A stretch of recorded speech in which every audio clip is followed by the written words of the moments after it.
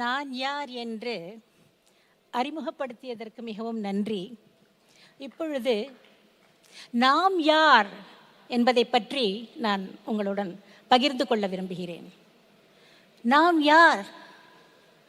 அன்றைக்கு 19ஆம் நூற்றாண்டில் ஆங்கிலேயர்கள் சொன்னார்கள் நாம் யார் என்று. ஐரோப்பாவிலிருந்து ஆரியர்கள் வந்தார்கள், வென்றார்கள், இங்கேயே இருந்து விட்டார்கள். அவர்கள்தான் ரிக்வேதத்தை படைத்தார்கள், பிராமணர்கள் ஆனார்கள், திராவிடர்களை விரட்டினார்கள். இதுதான் உங்களுடைய சரித்திரம் என்றார்கள். அதே காலகட்டத்தில் மொஹெஞ்சதாரோ, ஹரப்பா போன்ற இடங்களில் தொல்லியல் ஆய்வுகள் நடந்து கொண்டிருந்தன. அதில் மொஹெஞ்சதாரோவில் ஓரிடத்தில் 44 சடலங்கள் கண்டுபிடிக்கப்பட்டன. இவர்கள் உடனே இதை இரண்டையும் தொடர்பு படுத்தி விட்டார்கள். ஐரோப்பாவிலிருந்து வந்த ஆரியன் இவர்களைத்தான் கொன்றான், கொன்றவர்களுடைய சடலங்கள் இவை, இதுதான் ஆதாரம் என்றான். இதுதான் நம்முடைய சரித்திரமா? நம்முடைய சரித்திரம் என்பது நம்முடைய இதிகாசமான ராமாயண மகாபாரதம். அவை இந்த சரித்திரத்தை சொல்கின்றனவா என்பதை பற்றி உங்களிடம் பகிர்ந்து கொள்ள வணக்கத்துடன் ஆரம்பிக்கிறேன். இதை பற்றி சொல்வதற்கு முன்னால் ஆராய்ச்சிகள் என்ன சொல்கின்றன என்று பார்ப்போம். ஆராய்ச்சிகள் அப்படி வந்த வந்தேரியை கண்டுபிடித்து விட்டார்கள். அவனை யாம்னையா என்கிறார்கள். அதாவது மரபணு ஆராய்ச்சிகள் எல்லாம் இப்பொழுது நிறைய நடந்து வருகின்றன. அந்த மரபணு ஆராய்ச்சிகளின் மூலம் அவ்வாறு வந்த வந்தேரிக்கு யாம்னையா என்று பெயர். அவனுடைய உடலில் இருக்கின்ற மரபணுக்கள் பாரத தேசத்தில் இருக்கும் பெரும்பான்மையான மக்களது உடம்பில் 30% வரை இருக்கிறதாம். மரபணு சொல்கிறது. அது எவ்வாறு சரி என்பது நமக்கு அதிர்ச்சியாக இருக்கிறது. அதை அப்படியே விட்டுட முடியாது. அதனால் அது என்ன நம்ம தேடுவோம். அப்படி தேடுறப்ப தான் தெரியறது, இந்த யாம்னையா என்பவன் பள்ளத்தில் புதைக்கப்படும் கலாச்சாரத்தை சேர்ந்தவன். அதாவது பிட் கிரேவ் கல்ச்சர். நீங்கள் உடனே கேட்கலாம், பள்ளத்தில் புதைக்கப்படுறது என்ன பெரிய அதிசயமா? ஒருத்தர் இறந்து போய்விட்டால் பள்ளத்தில் புதைப்பது நியாயம்தானே? வேத கலாச்சாரத்தில் புதைப்பதில்லை. அது மட்டுமல்ல, இவ்வாறு புதைக்கப்பட்ட இடங்கள் ஐரோப்பா, தெற்கு ரஷ்யா, இந்த இடங்களில் அப்படியே புதைச்சிருக்காங்க. ஒருவர் இறந்து விட்டால் ஏதேனும் சடங்குகள் செய்து புதைப்பார்கள், அப்படியெல்லாம் இல்லை. அது மட்டுமல்ல, யமா என்ற வார்த்தையே ரஷ்ய மொழியில் பள்ளம் என்று பெயர். அதனால் இதற்கு யாம்னா அல்லது யாம்னையா என்று இவர்கள் தான் பெயரிட்டார்கள். அவனை அப்படியே வண்டியோடு புதைத்திருக்கிறார்கள் பல இடங்களில். அதாவது அந்த பள்ளத்தில் ஒரு மர வண்டி இருக்கும், 2 சக்கர வண்டி இல்லை 4 சக்கர வண்டி, அதுக்கு கீழே சடலம். அதனால தான் வண்டியோடு நம்முடைய நாட்டுக்கு வந்தான்னாங்க. சில இடங்களில் அவன் குத்தப்பட்டு ஆயுதங்களோடையே அப்படியே கோடாலி, கற்கால கருவிகள்லாம் குத்தப்பட்டு அப்படியே ஆயுதங்களோடு புதைக்கப்பட்டிருக்கிறான். ஒருவர் அந்த மாதிரி புதைக்கப்பட்டிருந்தால் ஒரு எதிரியாகத்தான் இருப்பான். ஒரு எதிரி அப்படியே கொன்று அப்படியே புதைச்சிருப்பாங்க அவங்க. அப்படி தான் ஆயிருக்கும். அது மட்டும் இல்லை, சில இடங்களில் உயிரோடையே புதைச்சிருக்காங்கன்னு ஆராய்ச்சிகள் சொல்கிறது. அப்போ தான் நமக்கு ராமாயணத்திலும் இதே போல் ஒரு விவரம் வருகிறது. வால்மீகி ராமாயணத்தில் ராமர் தண்டகாரண்யத்திற்கு போகிறப்ப அவர் பார்க்கிற முதல் ராட்சசனுடைய பெயர் விராதன். பெரிய உடம்பு. இந்த யாம்னையால் இருக்கிறவங்களுக்கும் பெரிய உடம்பு, ஜெயிண்ட் அப்படின்வாங்க. இன்றைக்கு அந்த மாதிரி உடலோடு மக்கள் யாரும் இல்லை என்கிறார்கள். இந்த விராதன் என்ன செய்கிறான்? சீதையை தூக்கிட்டு ஓடுகிறான். உடனே ராமனும் லக்ஷ்மணனும் பின்னாடியே துரத்திட்டு போய் அவன் மேலே அம்புகளை எரிகிறார்கள். உடனே அவன் சீதையை கீழே வைத்து விட்டு ராம லக்ஷ்மணர்களை தோளில் சுமந்து கொண்டு ஓடுகிறான் குகையை நோக்கி. உடனே ராமனும் லக்ஷ்மணனும் அவனுடைய கையை வெட்டி விடுகிறார்கள். கை வெட்டப்பட்ட நிலையில் விராதன் அங்கே கீழே விழுந்து அலறுகிறான். அப்போ சொல்கிறான், கை இல்லாமல் ஒரு ராட்சசன் என்ன செய்வான்? எல்லாரும் என்னை துன்புறுத்துவாங்க. அதனால் எங்களுக்கு என்று ஒரு சனாதன தர்மம் இருக்கிறது. அவன் சொல்கிறான், எங்களுக்கு என்று ஒரு சனாதன தர்மம் என்னவென்றால், ஒரு ராட்சசன் சக்தியை இழந்தால் அவனை பள்ளம் தோண்டி அப்படியே புதைத்து விடணும். ராமா, என்னையும் அவ்வாறு புதைத்து விடு என்கிறான். உடனே ராமனும் லக்ஷ்மணனும் ஒரு பள்ளத்தை தோண்டி அப்படியே உயிரோடையே அவனை போட்டு புதைச்சி மூடி வச்சிடுறாங்க, மண்ணாலியும் கல்லாலியும். அங்கே யாம்னையாவுக்கு எப்படி செய்தார்களோ அதே முறையில் இங்கே ஒரு ராட்சசன் புதைக்கப்பட்டிருக்கிறான். உடனே நம்மளுக்கு கேள்வி வருது, பல ராட்சசர்கள் இருந்தார்களே அந்த நாளில்? ஆமாம், பல ராட்சசர்களையும் ராமன் கொன்றான். இவர்கள் எல்லா ராட்சசர்களுக்கும் தலைவனாக ராவணன் இருந்தான். அப்போ அவரை எப்படி அடக்கம் செய்தார்கள் அப்படின்னு நமக்கு ஒரு கேள்வி வருது. அதையும் வால்மீகி ராமாயணம் எப்படி சொல்கிறதுன்னு பாருங்கள். அவனுக்கு ராமன் சொல்கிறான், அவன் வேதமுறைப்படி வாழ்ந்தவன், அதனால் அவனை எரிக்க வேண்டும். அவன் அக்னிஹோத்திரம் செய்தவன், அதனால் அவனுடைய அக்னிஹோத்திர அக்னியை எடுத்து அவனை நீ சிதையில் இட்டு எரியூட்டு விபீஷணா என்று ராமன் சொல்கிறான். சரி, சிதையில் வைக்கிறான். அப்போ என்ன செய்கிறாங்க? அவன் காலின் மீது ஒரு வண்டியை வைக்கிறார்கள், அவனுடைய துடையின் மீது ஒரு உரலை வைக்கிறார்கள். வால்மீகி சொல்கிறார், பாதைய சகடம் ஊர்வோஷ்ட உலூக்கலம். எதற்காக அங்கே சகடத்தை வைக்க வேண்டும்? அங்கேயும் யாம்னையாவை ஒரு வண்டியுடன் புதைத்தார்கள், இங்கே ராவணனை வண்டியுடன் எரித்தார்கள். இவனும் ராட்சசன், மற்றவர்களை துன்புறுத்தினவன். இன்னொரு ராட்சசன், அவனையும் புதைத்தார்கள். அப்படி என்றால் அந்த யாம்னையாவும் இங்கிருந்த ராட்சசர்களும் ஒருவரா? அப்போ அங்கிருந்தவனும் ராட்சசன் தானா? அவனை எப்படி நீங்கள் ஆரியன் என்று சொல்ல முடியும்? வந்தவன் ஆரியன் என்று எப்படி சொல்ல முடியும்? ராமாயணத்தின்படி ஆரியன் என்றால் ராமன். பரதனுக்கு ஆரியன் என்று கூப்பிடுவார்கள். ஏன் வாலியையும் ஆரியன் என்று கூப்பிடுகிறார்கள். ஆனால் ராவணனை ஆரியன் என்றே சொல்ல மாட்டார்கள். ஏனென்றால் ஆரியன் என்றால் ஒரு குணம், சிறந்த பண்புகளை உடையவன். ஆனால் ராட்சசன் என்றால் மற்றவர்களை துன்புறுத்துபவன். ஒரு ராட்சசனும் ஆரியனும் ஒரே இடத்தில் பாரதத்தில் அன்று ஒன்றாகத்தான் இருந்திருக்கிறார்கள். அங்கே விராதனும் இருந்தான், ராவணனும் இருந்தான், ராமனும் இருந்தான். ஒரே மரபணுவாக கூட இருந்திருக்கலாம். ஆனால் குணத்தினால் அவர்கள் மாறுபட்டார்கள். அப்படி என்றால் நமக்கு ஒரு கேள்வி வருது, அங்கேயும் அதே மாதிரி இங்கேயும் இதே மாதிரி. நீங்கள் எப்படி அங்கேருந்து இங்கே வந்தான்னு சொல்லுவீங்க, இங்கேருந்து அங்கே போனான்னு சொல்லலாம் இல்லையா? அப்போ நமக்கு என்ன தேவைப்படுறது? ராமாயணம் எப்பொழுது நடந்தது, ராமாயணம் எப்பொழுது நடந்தது என்ற கால நிர்ணயம் செய்தால்தான் அங்கிருந்து முதலில் இங்கு வந்தானா, இங்கிருந்தவன் அங்கிருந்து போனானா. அப்படி கால நிர்ணயம் பண்ணுறது பெரிய கஷ்டம் இல்லை. ஏன்னா மகாபாரத காலத்திலிருந்து கண்டுபிடிக்கலாம், மகாபாரத காலத்தை கலியுகத்திலிருந்து கண்டுபிடிக்கலாம். கலியுகம் என்பது இன்றைக்கு 5125 வருடங்களுக்கு முன்னால் ஆரம்பித்தது. அது கிருஷ்ணன் இந்த உலகத்தை விட்டு போன பொழுது ஆரம்பித்தது. அதாவது 3101 BCE. BCEனா பிஃபோர் காமன் இரா, அதாவது பொதிகத்துக்கு முன்னால். அதற்கு 36 வருடங்களுக்கு முன்னால் மகாபாரத யுத்தம். ஏனென்றால் மகாபாரதத்திலேயே 4 இடங்களில் வருது. அதுவும் காந்தாரி சொல்கிறா கிருஷ்ணனை பார்த்து, அந்த போர் நடந்த உடனே, கிருஷ்ணா நீ மட்டும் மனசு வச்சிருந்தா இந்த போரை நிறுத்தியிருக்கலாமே, நீ இந்த மாதிரி செய்து விட்டேயே, நீயும் உன்னுடைய குலமும் 36வது வருடம் நசிக்க வேண்டும் என்றாள். அப்படித்தான் கிருஷ்ணர் கிளம்புறார். அதனால் அந்த 36 வருஷ கேப்பில் பார்த்தீங்கன்னா 3136 BCE என்பது மகாபாரதத்தின் காலம். என்னுடைய புத்தகமும் புக் ஸ்டாலில் இருக்கும், நீங்கள் பார்க்கலாம். அதுக்கும் ராமாயணத்திற்கும் என்ன சம்பந்தம் என்றால், ராமருடைய தலைமுறையில் 30வதாக வந்த மன்னன் பிருஹத்பலன் என்பவன் மகாபாரத யுத்தத்தில் கௌரவர்களுக்காக போரிடுகிறான். அவன் அபிமன்யுவால் கொல்லப்படுகிறான். ஸோ மொத்தம் 30 தலைமுறை. 30 தலைமுறைனா ஏதோ பேர் இல்லை. இன்னார் மகன் இன்னார், இன்னார் மகன் இன்னார், ராமன் மகன் குஷன், குஷன் மகன் அதிதி, அதிதி மகன் நிஷதன், போயிட்டே இருக்கு. கரெக்டாக கொடுக்குறாங்க. மேக்சிமம் 30 பேர். அப்படின்னா ராமாயணத்துக்கும் மகாபாரதத்துக்கும் லட்சக்கணக்கில் கேப் இல்லை. அது எவ்வளவுங்கிறதே ஆராய்ச்சியில் பார்த்தீங்கன்னா 5114 BCE. அதாவது இன்றைக்கு 7000 வருடங்களுக்கு முன்னால் ராமாயணம், 7000 வருடங்களுக்கு முன்னால் விராதன் புதைக்கப்பட்டான். அப்படி என்றால் யாம்னையா எப்பொழுது இருந்தான்? மரபணு ஆராய்ச்சிகள் சொல்கின்றன அவன் 5000 6000 வருஷத்தில் தான் அங்கே தென்பட்டான். முதலில் வந்தது ராமாயணத்தில் வந்த இந்த ராட்சசர். அதற்கப்புறம் தான் அங்கே வந்திருக்காங்கன்னா இங்கிருந்து தான் அங்கே போயிருக்க வேண்டும். எப்படின்னா ராமன் தண்டகாரண்யத்தில் ராட்சசர்களை எல்லாம் கொன்றப்ப நிறைய பேர் தப்பிச்சுன்னு போயிருப்பாங்க. தப்பித்து கொண்டு போனால் சிந்து நதியை தாண்டி அங்கே ஈராக் இருக்கிறது, அங்கே போயிருக்காங்க. அவர்களுக்கு முன்னாடியே 8000 வருடங்களுக்கு முன்னாடியே, ராமருடைய காலத்துக்கு முன்னாடியே ஒரு குரூப் முன்னாடி போயிடுத்து. அது யார் என்றால், ராமன் 40வது அரசன், அதில் 20வது அரசனாக வந்தவன் சகரன். சகரன் கங்கை வருவதற்கு முன்னால் இருந்தவன். அவன் காலத்தில் ஹைஹயா, தாலஜங்கா, சஷபிந்து, வால்மீகி சொல்கிறார், இவர்களெல்லாம் சகரனால் விரட்டப்பட்டவர்கள். அப்படி சும்மா விரட்டிடலை, எல்லாருக்கும் இந்த கரும்புள்ளி செம்புள்ளி குத்துவது போல ஒரு அடையாளம். தலையை முழுக்க மொட்டை அடிச்சுட்டு இருந்தா யவனன், ஒரு பக்கம் மட்டும் மொட்டை அடித்து ஒரு பக்கம் அவங்க முடி வளர்க்கணும், இது ஒரு கம்பல்ஷனாக சொல்லியிருக்கான். அதாவது கரும்புள்ளி செம்புள்ளி குத்துவது போல இந்த மாதிரி பாதி மட்டும் முட்டை அடிச்சுருந்தான்னா அவன் ஷக்கன் ஆர் சித்தி என்ன சொல்கிறது. தாடி மட்டும் வளர்த்து மீசை இல்லாமல் இருந்தா பஹல்லவன், முடி வளர்த்தான்னா முடியை கட் பண்ணவே கூடாது, அப்படி இருந்தால் பாரதன். இந்த பெயரெல்லாம் சகரன் காலத்திலேயே சொல்லப்பட்டு அனுப்பப்பட்டு விட்டார்கள். அவர்கள் அதாவது 8000 வருடங்களுக்கு முன்னால் மரபணு ஆராய்ச்சியின்படி ஐரோப்பாவிற்கு ஈரான்லேருந்து சென்றிருக்கிறார்கள். இவர்கள் தான் சென்றிருக்க வேண்டும். ஏனென்றால் அதற்கும் நமக்கு மரபணு ஆராய்ச்சி ராக்கி கர்ஹியில் கிடைக்கிறது. ஒரு பெண்ணுடைய சடலத்தில் எம்டி டிஎன்ஏ பெண் வழியாக வருதில்ல, இங்கு தான் இந்த பாரதத்தில் தான் இருந்தார்கள். அவர்களுடைய பின்தோன்றல்கள் தான் அந்த ஈராக். அதனால்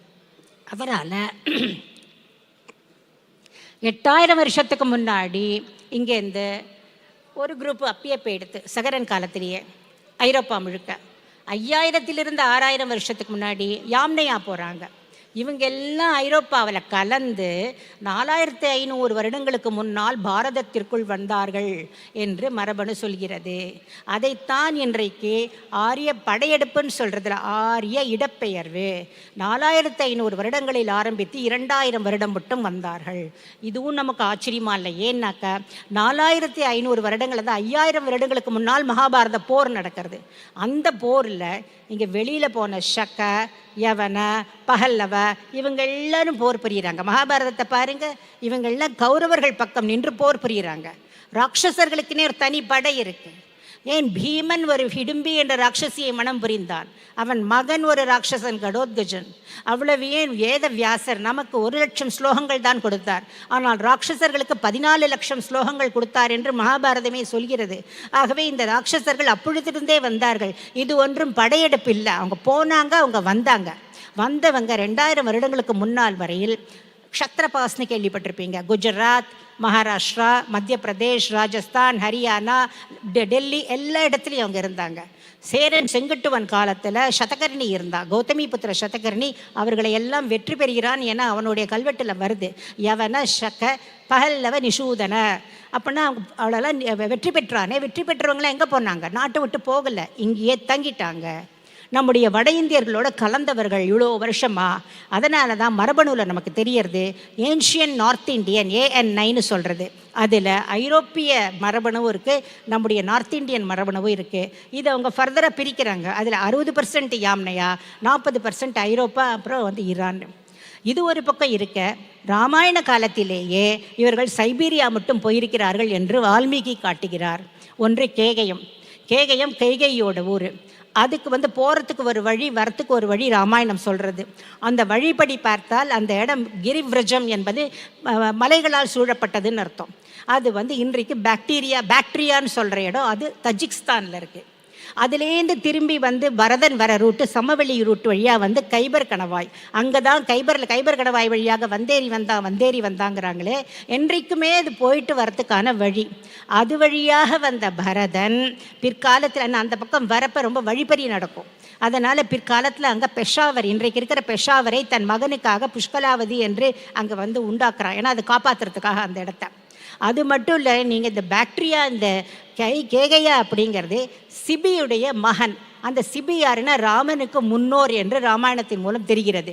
ஸோ ராமனுடைய மரபணு, அதாவது ஆண்களுக்கு Y குரோமோசோம், அந்த அப்பாவுக்கு என்ன இருக்கோ அதான் பிள்ளைக்கும் வரும். அதே இதுதான் சிபி, ராமன், இவங்கள்லாம் லைக் பங்காளிகள்னு சொல்கிறான். பெரியப்பா பிள்ளை, சித்தப்பா பிள்ளை, இந்த மாதிரியான உறவில். ஸோ அந்த சிபியுடைய மகன் தான் கேகையன். அவன்தான் அந்த கேகைய நாட்டை நிறுவுகிறான். அவனுடைய இன்னொரு மகன் மாத்ரன், அவனும் மாத்ராங்கிறதா இந்த நகுல சகாதேவர்களுடைய அம்மா பிறந்த ஊர். அது பாலிகா, வாஹிகா, இதெல்லாம் நம்ம ராமாயணத்துலேருந்து எடுக்க முடியாது. அது இருக்கிற இடம் இன்றைக்கு இருக்கிற ஆப்கானிஸ்தானுடைய வடபகுதியும் உஸ்பெகிஸ்தானுடைய தென்பகுதியும் சேர்ந்த இடம். அப்படின்னா இமேஜின் பண்ணிக்கங்க, ராமாயண காலத்திலேயே உஸ்பெகிஸ்தான், தஜிக்ஸ்தான் மட்டும் நம்ம மக்கள், நம்முடைய மரபணு போயிருக்கு. இது சைபீரியா மட்டும் போயிருக்கு. ஏன்னா சைபீரியா என்றாலே சிபி என்ற பெயரில் இருந்து தான் வந்தது. இப்போ நீங்கள் அந்த மேப்பை நீங்கள் கண்ணுக்கு முன்னாடி கொண்டு வாங்க. அதில் சிபி, அங்கே தான் உத்தரக்குருவு இருக்கிறது சைபீரியாவில், சவுத் சைபீரியாவில். உத்தரக்குருக்கு ரூட்டையும் ராமாயணம் கொடுக்கிறது. உத்தரக்குருவிலிருந்து அப்படியே கசக்ஸ்தான், உஸ்பெகிஸ்தான், தஜிக்ஸ்தான், ஆப்கானிஸ்தான், பாகிஸ்தான், பாரதம், இது எல்லாம் ஒரே மரபணு. அதுதான் R1A. அது யாம்னையாவுடையது. அதனால் இதெல்லாம் யாம்னையா வந்த ரூட். இதான் மரபணு சொல்கிறது. ஆனால் நம்முடைய சரித்திரத்தின் வாயிலாக பாருங்கள், ராமாயணம் சொல்கிறது நாமெல்லாம் போனோன்னு வருது. நம்ம முன்னாடியே போயிட்டோமே, 7000 வருஷத்துக்கு முன்னாடி. அவன் 5000 6000 வருஷத்துக்கு தானே திரும்பி வருகிறான். அதனால் இந்த ஆரிய படையெடுப்பு எப்படிங்கிறத உங்களுடைய இதுக்கே விட்டுறேன், உங்களுடைய டெசிஷனுக்கே. இப்போ அங்கே இன்னொன்று நம்ம பார்த்தோம், அந்த இடத்துல சடலங்கள்லாம் இருந்ததுன்னு. அந்த சடலங்கள் எங்கேருந்து வந்தன அந்த கேள்வி வருது. அதுக்கு தான் பாரதம் நமக்கு ஹெல்ப் பண்ணுறது. பாரதம் நமக்கு அதில் பதில் சொல்கிறது. அந்த பாரதம் சொல்வது என்னவென்றால், அதற்கு முன்னாடி அங்கே ஒரு ஆராய்ச்சிகள் நடந்திருக்கின்றன. அந்த சடலங்களை வெளிநாட்டவர்கள் ஆராய்ச்சி செஞ்சால் அங்கே கதிர்வீச்சு இருக்கிறது. நாகசாமி, ஹிரோஷிமா போன்ற இடங்களில் அணுகுண்டு போட்ட மாதிரி இங்கே ஏதோ அணுகுண்டு விழுந்திருக்கிறது. 1500 டிகிரி செல்சியஸுக்கு அப்பொழுது வெப்பம் உண்டாகி அது குளிர்ந்து அதில் உடனே உடம்பு சொலிடிஃபை ஆகி அப்படித்தான் அங்கே இருந்தவர்கள் உடல் சிதைந்து இருக்கிறார்கள் அப்படின்னு 10 வருஷம் முன்னாடி இந்த ஆராய்ச்சி வந்தது. உடனே எல்லாரும் சொன்னாங்க, மகாபாரத போரில் அணு ஆயுதம் உபயோகப்படுத்தினாங்க, அந்த அணு ஆயுதம் இங்கே விழுந்திருக்கும். அப்படி இல்லை, மகாபாரத போரில் அணு ஆயுதம் உபயோகப்படுத்தலை. இங்கே விழுந்தது விண்கல் விழுந்ததுனால இந்த மாதிரி ஒரு இம்பேக்ட் இருக்கும். இது மகாபாரதத்திலேயே வருது. அதற்கு ஏற்றாற் போல் உங்களுக்கு ஒரு சின்ன ஒரு கதை கர்ணன் கதையில் வரும். கர்ணன் சினிமாவில், அந்த நாள் கர்ணன் சினிமாவில் ஒரு கதை வரும் பாருங்கள். என்ன ஆகுது, அந்த சகாதேவன் ஜோசியம் பார்ப்பான். அவங்கிட்ட கௌரவர்கள் டைம் கேட்பாங்க, எங்களுக்கு நாங்கள் என்றைக்கு போர ஆரம்பிக்குதுன்னு. அவன் அமாவாசைக்கு ஆரம்பி அப்படின்வான். உடனே பாண்டவர்களுக்கு ஒரே டென்ஷன் ஆகிடும். ஐயோ அவனுக்கு சொல்லிட்டானேன்னு கிருஷ்ணன் கிட்ட கிருஷ்ணா நீ தான் எங்களுக்கு ஏதாவது உதவி செய்யணும்ன்பா. உடனே கிருஷ்ணன் தர்ப்பணம் பண்ண ஆரம்பிச்சிடுவார். அன்றைக்கி அமாவாசை இல்லை, அமாவாசை இன்னும் வரலை. உடனே சூரிய சந்திரர்கள் ஓடி வருவாங்க. என்ன கிருஷ்ணா அதற்குள்ளே நீ தர்ப்பணம் செய்கிறேன்றாங்க. அமாவாசைன்வார். இல்லையே அப்படின்வாங்க. அப்போ அமாவாசைனா என்னன்னு கேட்பார்.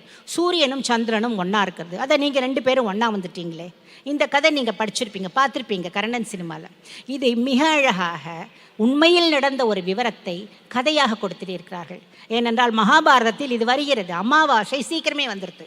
அன்றைக்கு கௌரவர்களுக்கு சொன்ன அமாவாசை திரையோதசி திதியில் வந்துருந்தது. அதை வியாசர் சொல்வார். அதாவது சதுர்தசியில் வரும், பஞ்சாதசியில் வரும், ஷோடசியில் கூட வரும். ஆனால் திரையோதசியில் வரவே வராதுன்னா அபிஜானாமி அமாவாஸ்யாம் திரையோதசி.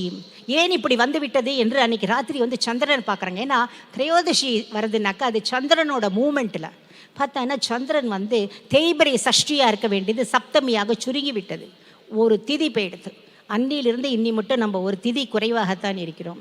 இது நமக்கு எதில் தெரியறதுன்னா, அதற்கு முன்னால் வந்த ராமாயணத்திலிருந்து தெரிகிறது. ராமர் பிறந்ததே நவமியும் புனர்வசுவும் சேர்ந்தது.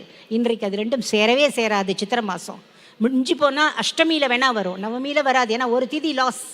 இதுதான் நமக்கு ஆதாரம். சரி, இப்போ இதெல்லாம் எதுக்குன்னு சொன்னீங்கன்னாக்கா, அப்பொழுது ஒரு வால் நட்சத்திரம் வந்தது.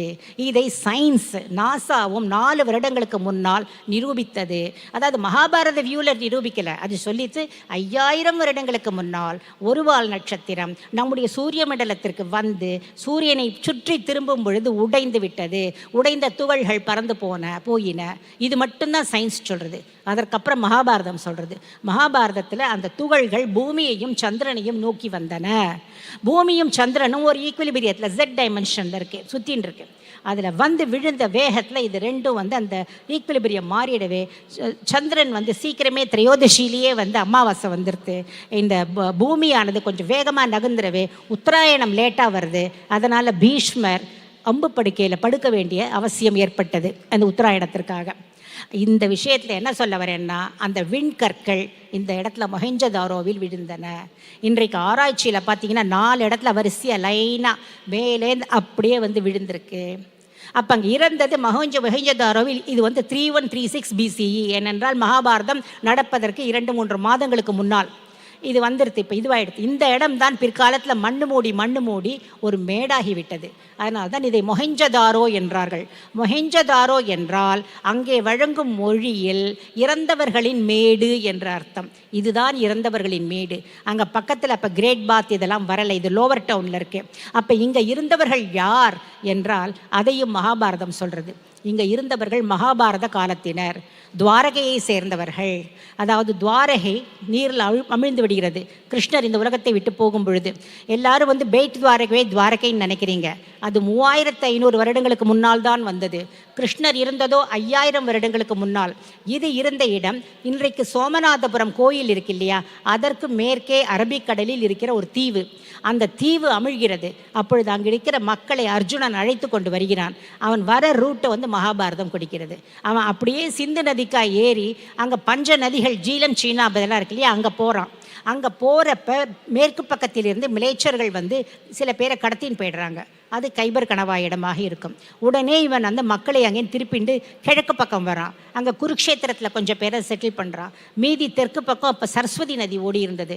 சரஸ்வதி நதி முழுக்க எல்லாரையும் வந்து செட்டில் பண்ணுறான். அதை தான் இன்றைக்கி ஹரப்பன் நாகரிகமாக தொல்லியல்ல நீங்கள் பார்க்குறீங்க. அங்கே செட்டில் பண்ணது சாத்தியகி வம்சத்தினரை. சாத்தியகி என்பது கிருஷ்ணனுடைய உறவினன்.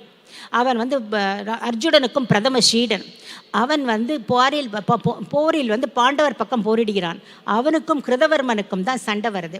கிருதவர்மனும் இன்னொரு உறவுக்காரன். ஆனால் அவன் வந்து கௌரவர்கள் பக்கம் போரிடுகிறான். கடைசி காலத்தில் இங்கே விஷ்ணிகள் சண்டை போடும்பொழுது இந்த சாத்தியகியும் அந்த கிருதவர்மனும் தான் சண்டை போட்டுக்கிறாங்க. அதில் தான் சண்டை ஜாஸ்தியாகி செத்து போய்டுறாங்க. அதனால் அர்ஜுனன் வந்து இந்த 2 குடும்பத்துக்கும் ஒத்துக்கலைன்னு சாத்தியகி குடும்பத்தினரை மட்டும்தான் இந்த சரஸ்வதி நதி தீரத்தில் வந்து செட்டில் பண்ணுறான். இந்த கிருதவர்மன் குடும்பத்தை சிந்து நதிக்கு அப்பால் மாத்ரிகாவத்தம்னு இருக்குது, அதான் மெஹர்கர் பலுச்சிஸ்தானில் செட்டில் பண்ணுறான். அப்போ சிந்து நதி இருக்கிற இடத்துல, இந்த சடலங்கள் இருக்கிற இடத்துல யார் இருந்தாங்க? இதற்கும் மகாபாரதம் தான் பதில் சொல்கிறது. அந்த இடத்தில் ஜெயத்ரதன் குடும்பத்தினர் இருந்தனர். ஜெயத்ரதன் கௌரவர்களுடைய மாப்பிள்ளை. துஷ்சலை ஒரே ஒரு சகோதரி, அவருடைய புருஷன். இவன் வந்து இந்த இடத்துல சிந்து நதியோட முகத்வாரத்தில் இருந்து உஸ்பெகிஸ்தான் பால்க் தேசம் வரை அவனுக்கு 10 நாடுகளுக்கு அவன் தலைவனாக இருந்தான். அந்த இடத்தில் இருக்கிற யவனர்கள், அப்புறம் வந்து பால்க் தேசத்தை சேர்ந்தவர்கள், இவர்களுடன் அவன் திருமண உறவும் வைத்திருந்தான். அதனாலேயே உங்களுக்கு தெரியறது இவ்வளோ தூரமும் அவங்களுடைய மரபணு அவ்வளோ தூரம் போயிருக்கு. அப்புறம் என்ன ஆகுதுன்னாக்கா, இந்த மகாபாரதம் எல்லாம் போர் முடிந்த உடனே ஹஸ்தினாபுரத்தில் தான் இந்த பாண்டவர்கள் அரசர்களாக இருக்காங்க. அப்போ வந்து அஸ்வமேத யாகம் பண்ணுறாங்க. அப்போ அர்ஜுனன் இங்கே வந்து ஜெயத்ரதனோட நாட்டை வந்து கப்பம் கட்ட வைக்கிறதுக்காக வரான். உடனே ஜெயத்ரதனோட படை வந்து அர்ஜுனனோட மோதுகிறது. பயங்கர சண்டை. அவன் வரான்னு கேட்ட உடனேயே அந்த ஜெயத்ரதனோட புள்ள செத்து போய்டுறான் அதிர்ச்சியில். அப்போ அவனுக்கு ஒரு குழந்தை பிறந்திருக்கு. துஷ்டலை என்ன செய்கிறான், அந்த குழந்தைய கையில் தூக்கிட்டு போர்க்களத்துக்கு வரான். வந்து அர்ஜுனன் கிட்டக்க காமிக்கிற சகோதரன், அர்ஜுனா இதை பார், உன்னுடைய குடும்பத்தில் எல்லாரும் அழிந்து விட்டார்கள். ஒரே ஒரு குழந்தை பரீட்சித்து போர் முடிந்து பிறந்திருக்கிறது. ஒரே ஒரு குழந்தை. அதே போல என்னுடைய வம்சத்தில் இந்த ஒரு குழந்தை தான் இருக்கிறது. இதை நீ வாழவிடு என்று கேட்பாள். இது மகாபாரதத்தில் வருது. அவன் உடனே அர்ஜுனன், ஐயோ நான் என்கிட்டயே வரல, நான் கிளம்பிடுறேன்னு போயிடுவான். இது மட்டும்தான் வந்து மகாபாரதம் சொல்கிறது. அதற்கப்புறம் என்ன வருதுங்கிறத நீங்கள் ஹரப்பனில் பார்க்குறீங்க. ஹரப்பனில் என்ன ஆகிடுது, முழுக்க அவங்க வந்து வாணிகத்துக்கு போயிடுறாங்க. இது எப்படி வச்சு நம்ம சொல்கிறோம் அப்படின்னா, அங்கே நிறைய சீல் கிடச்சிருக்கு. இந்த சீலில் இருக்கிற அனிமல், அதாவது விலங்குகள் எல்லாம் பார்த்திங்கன்னா தோற்றவர்களுடைய சின்னம். மகாபாரத போரில் தோற்றவர்கள் எவர்களோ அவர்களெல்லாம் சத்திரியத்தை விட்டு வைஷ்யத்தை வாடிவர்களாக ஆகியிருக்கிறார்கள். அதிகபட்சம் அங்கே கிடைத்தது சீல் வந்து வராகம் எனப்படுகின்ற யூனிகான்.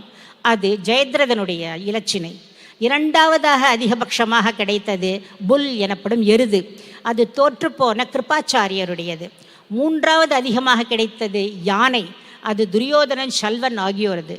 இவங்கள்லாம் தோற்று போனவங்களது தான் அங்கே இருக்கு. அப்போ ஒன்று கேட்கலாம், அங்கே குதிரையே இல்லையே. அதை தான் வந்து ஆரிய படையெடுப்பில் அவங்க சொல்கிறாங்க, இங்கே குதிரையே இல்லை, உங்ககிட்ட குதிரை கிடையாது, அங்கேருந்து வந்தவங்க தான் குதிரையை எடுத்துகிட்டு வந்தாங்க. குதிரை இல்லை. ஏனென்றால் நம்முடைய பாரத தேசத்தில் எந்த அரசனுக்கும் குதிரை இலச்சினை கிடையாது.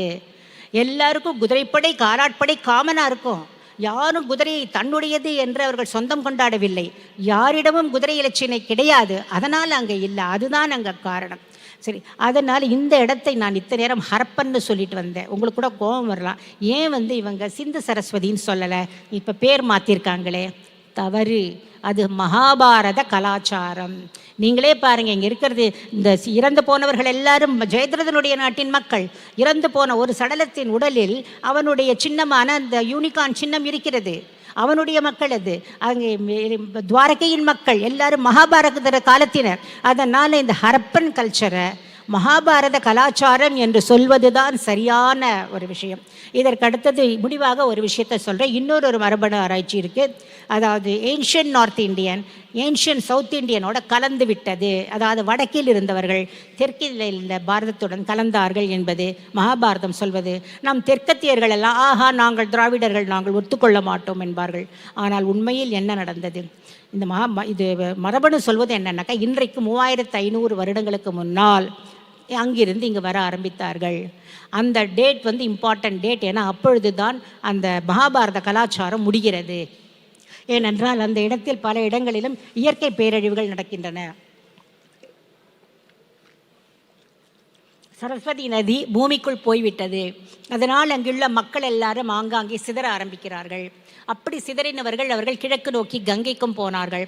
பலர் தென்னிந்தியாவை நோக்கி வந்தார்கள். அப்படி வந்தவங்களில் தான் நம்முடைய தமிழ் நூல்களை நம்ம பார்க்குறோம். அந்த கபிலர் இருங்கோவேளை பற்றி சொல்வார். 49 வழிமுறை வந்த வேளிருள் வேளே வேளிர் நச்சினார்க்கினியர் சொல்வார்.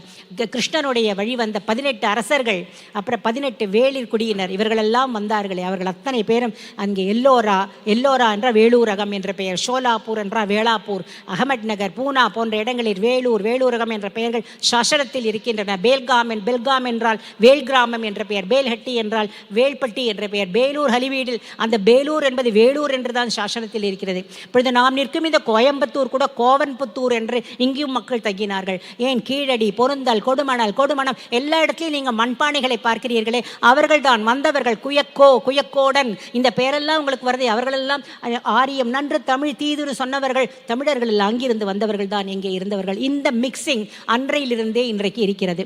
அதை தவிர இன்னொரு விஷயம் நீங்கள் கேட்கலாம், இவ்வளோலாம் சொல்கிறீங்களே, மகாபாரதம் அது போய் அது மித் இல்லையா, அதோட எப்படி நீங்கள் கனெக்ட் பண்ணுறீங்க ஹரப்பனையும் அங்கே வந்தவங்களையும் நீங்கள் கேட்கலாம்.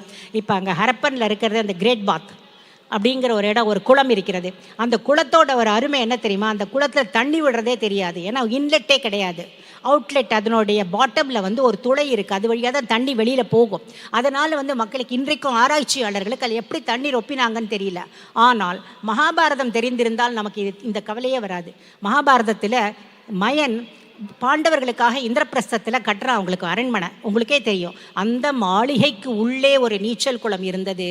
அது நீச்சல் குளம் என்றே தெரியாமல் துரியோதனன் நடந்து போய் தொப்புன்னு விழுந்துருவான். அந்த கதை எல்லாருக்கும் தெரியும் இல்லையா? அப்படின்னா என்ன அர்த்தம்? அந்த இடத்துல மாளிகைக்குள்ளே கட்டப்படுகின்ற ஒரு நீச்சல் குளம் மகாபாரத காலம் முன்னாடியே வந்தது.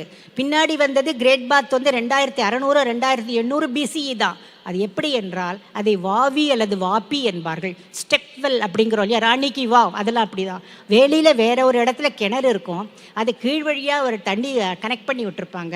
அது இங்கே ரொம்பிடும். அதனால தான் கீழே அந்த துளை இருக்கிறது. அது அவுட்லெட் இல்லை, அது இன்லெட். ஆக மகாபாரதத்தில் வருகிற விஷயம்தான் அங்கே கிரேட் பாத்தில் இருக்குது. அதே போல் இன்னும் ஒன்றே உங்களுக்கு சொல்லிட்டு முடிச்சிடுறேன். அது சிலப்பதிகாரத்தில் இருக்குது. ஏன்னா நம் தமிழையும் சேர்த்து தென்னிந்தியாவும் வட இந்தியாவும் பிரிந்து இல்லை. அப்பொழுது இதில் சிலப்பதிகாரத்தில் பார்த்தீங்கன்னாக்கா இந்திர விழா அந்த எடுக்கிறப்ப பூம்புகாரில் சில அழகான பொருள்களை வைப்பார்கள். அது கரிகாலன் வடதிசைக்கு சென்ற பொழுது வஜ்ர தேசத்தில், அவந்தி தேசத்தில், மகத தேசத்தில் இருந்த அரசர்கள் எல்லாம் அவருக்கு பரிசு பொருள்கள் தராங்க. அந்த பரிசு பொருள்களை பற்றி சொல்லும் பொழுது இளங்கோவடிகள் சொல்வார், இவையெல்லாம் யார் செய்தார்கள்? கம்மாளர்கள். அவர்களுடைய தொல்லோர் செய்த உதவிக்கு மயன் விதித்து கொடுத்த விதிமுறைப்படி செய்யப்பட்டது. அவர்களுடைய தொல்லோர் என்றால் முன்னோர்கள் என்ன செய்தார்கள் என்றால், மயன் இருந்தது மகாபாரத காலத்தில் இந்திரபிரஸ்தத்தை கட்டும் பொழுது. அப்பொழுது மயன் கூட யாரெல்லாம் தொழிலாளர்கள் இருந்தார்களோ அவர்களெல்லாம் அந்த தொழிலை விதவிதமான டெக்னிக்கை கற்றுருக்காங்க. ஒரு டெக்னிக்கை நீங்கள் இந்த கிரேட் பாத்தில் பார்க்குறீங்க, இன்னொரு டெக்னிக் இவங்க வழியாக அந்த டெக்னிக்கை யூஸ் பண்ணி கரிகாலன் வந்தப்போ அந்த பொருளை கொடுத்திருக்கிறார்கள் என்று நமக்கு தெரிகிறது. ஸோ அங்கேயும் இங்கேயும் நமக்கு தொடர்பு இருக்கிறது. அதுலேயும் முக்கியமாக வட இந்தியாவிலிருந்து இந்த மகாபாரத பகுதியிலிருந்து வந்ததில் முக்கியமாக ஒருத்தரை நான் சொல்லிட்டு முடிக்கிறேன். அது யார் அப்படின்னா சாத்தியகியின் வம்சத்தினர். அவர்கள் சென்னையில் திருவல்லிக்கேணி வரையில் வந்திருக்கிறார்கள். திருவல்லிக்கேணி பார்த்தசாரதி கோயிலில் நீங்கள் பார்த்தீங்கன்னாக்கா கர்ப்பகிரகத்துக்குள்ள கிருஷ்ணனுடைய குடும்பத்தினரும் கூடவே சாத்தியகியும் எழுந்துருள பண்ணியிருப்பார்கள். அதாவது கிருஷ்ணனுடைய மனைவி ருக்மணி, அண்ணன் பலராமன், மகன், பேரன், கூடவே சாத்தியகிக்கு எந்த இடத்துலையுமே கோயில் கிடையாது நம்முடைய பாரதத்தில். திருவல்லிக்கேணியில் மட்டும்தான். எப்படி அங்கே இருக்கிற சாத்தியகிக்கு இங்கு கோயில் கட்டியிருக்க முடியும்? சாத்தியகியின் வம்சத்தினர்கள் இங்கு வந்திருந்தால் தான் அவ்வாறு கட்டியிருக்க முடியும். அது மட்டுமல்ல, அந்த பார்த்தசாரதி பெருமாள் உற்சவமூர்த்தி, அந்த ஸ்தல புராணத்தை பார்த்தீர்கள் என்றால் அது வேதவியாசரால் கொடுக்கப்பட்டது. அப்படி என்றால் இந்த பெருமாள் வேதவியாசரால் அந்த நாள் பூஜிக்கப்பட்டு வந்த பெருமாளாக இருந்து பிற்காலத்தில் சாத்தியகியின் குடும்பத்திற்கு போயிட்டு அவங்க தென்னிந்தியாவிற்கு வந்தப்ப இங்கே திருவல்லிக்கேணியில் அவங்க வைத்திருக்கிறார்கள் என்று சொல்கிறது. இந்த அளவுக்கு பாரதம், வடபாரதம், தென் பாரதம் இருந்தும் ஒரே பாரதம், உன்னத பாரதம் என்று இருந்திருக்கிறது. அது மட்டுமல்ல, இன்றைக்கு அரைஸ் அவேக் அசர்ட் என்றிலே நாம் அசர்ட் பண்ண வேண்டியது எதை? நம்முடைய வித்தியாசங்களின் வாயிலாக நீங்கள் மற்றவற்றை பாருங்கள். உங்களுக்கு பல மரபணு ஆராய்ச்சிகள் வந்துவிடலாம், சயின்ஸில் நிறைய சொல்லலாம். எல்லாம் நம்பகத்தன்மையோடு தான் இருக்கும். ஆனால் அதனுடைய பார்வையிலிருந்து பார்ப்பதற்கு பதிலாக நம்முடைய இதிகாசத்தின் பார்வையிலிருந்து பார்த்தால் அந்த யாம்னையா யார் என்று தெரிகிறது. அவன் வெளியிலிருந்து உள்ளே வந்தவன் இல்லை, இங்கிருந்து வெளியே போனவன், அங்கே சுற்றினான், வந்தான், திரும்பினான், நம்முடன் சேர்ந்து விட்டான். அதுதான் நம்முடைய கதை என்பதை நம்முடைய சரித்திரம் தெரியும். இதை நாம் அசர்டிவா சொல்ல வேண்டும் என்றால் நம்முடைய ராமாயணமும் மகாபாரதமும் என்றும் உண்மையாக எழுதப்பட்ட சரித்திரம் என்பதை நாம் ப்ரூவ் பண்ணணும், ப்ரூவ் பண்ணிட்டு தான் வரணும். அதன் வாயிலாகத்தான் நாம் எல்லாவற்றையும் பார்க்க வேண்டும் என்று கேட்டுக்கொண்டு இந்த வாய்ப்பை கொடுத்த A3 கான்க்ளேவ் அனைவருக்கும் என்னுடைய நன்றியை தெரிவித்துக் கொண்டு, உங்களுக்கும் இதை பொறுமையாக கேட்டுக்கொண்டிருந்த உங்களுக்கும் என்னுடைய நன்றியை தெரிவித்துக் கொண்டு விடைபெறுகிறேன். நேரம் சரியாக 30 நிமிடம். ஏதேனும் கேள்விகள் கேட்கும், நிறைய கொஸ்டின்ஸ் இருக்கலாம். என்னுடைய புத்தகங்கள் எல்லாம் வெளியில் ஸ்டாலில் இருக்கின்றன. என்ன கேள்வி இருந்தாலும் 2 நாளும் நான் இருப்பேன், என்னை கேளுங்கள். எனக்கு தெரிந்த அளவில் நான் உங்களுக்கு சொல்கிறேன் என்று சொல்லி விடைபெறுகிறேன். நன்றி, வணக்கம். பாரத் மாதா கி. Thank you, ma'am, for this wonderful talk, taking us on a walk through. Ma'am, please stay there for 2 minutes. Taking us through the Harappan civilization and walking us through Mahabharata and Ramayana Itikasa. May I now request Mrs. Radha Ilango to honor Dr. Jayashree Saranathan with a shawl. And I request Udaya P.S. Menon, Senior Advocate Counsel, Supreme Court of India, to honor Jayashree Saranathan with a memento. Voice of Covai is honored to have you with us, ma'am.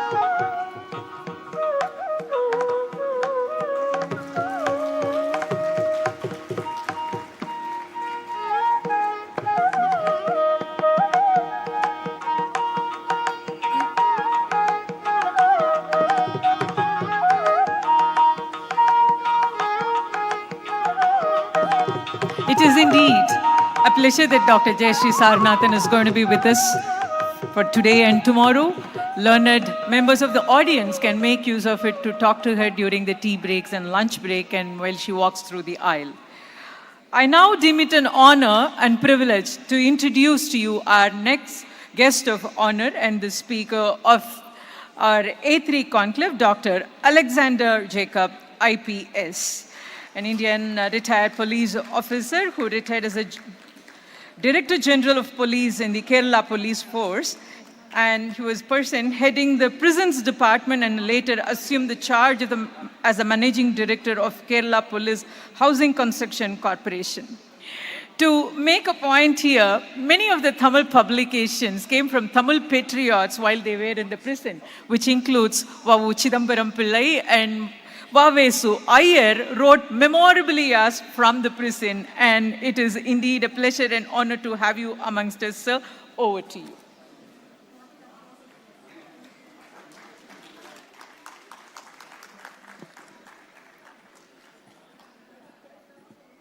Good morning to all of you. I'm happy to be in your midst.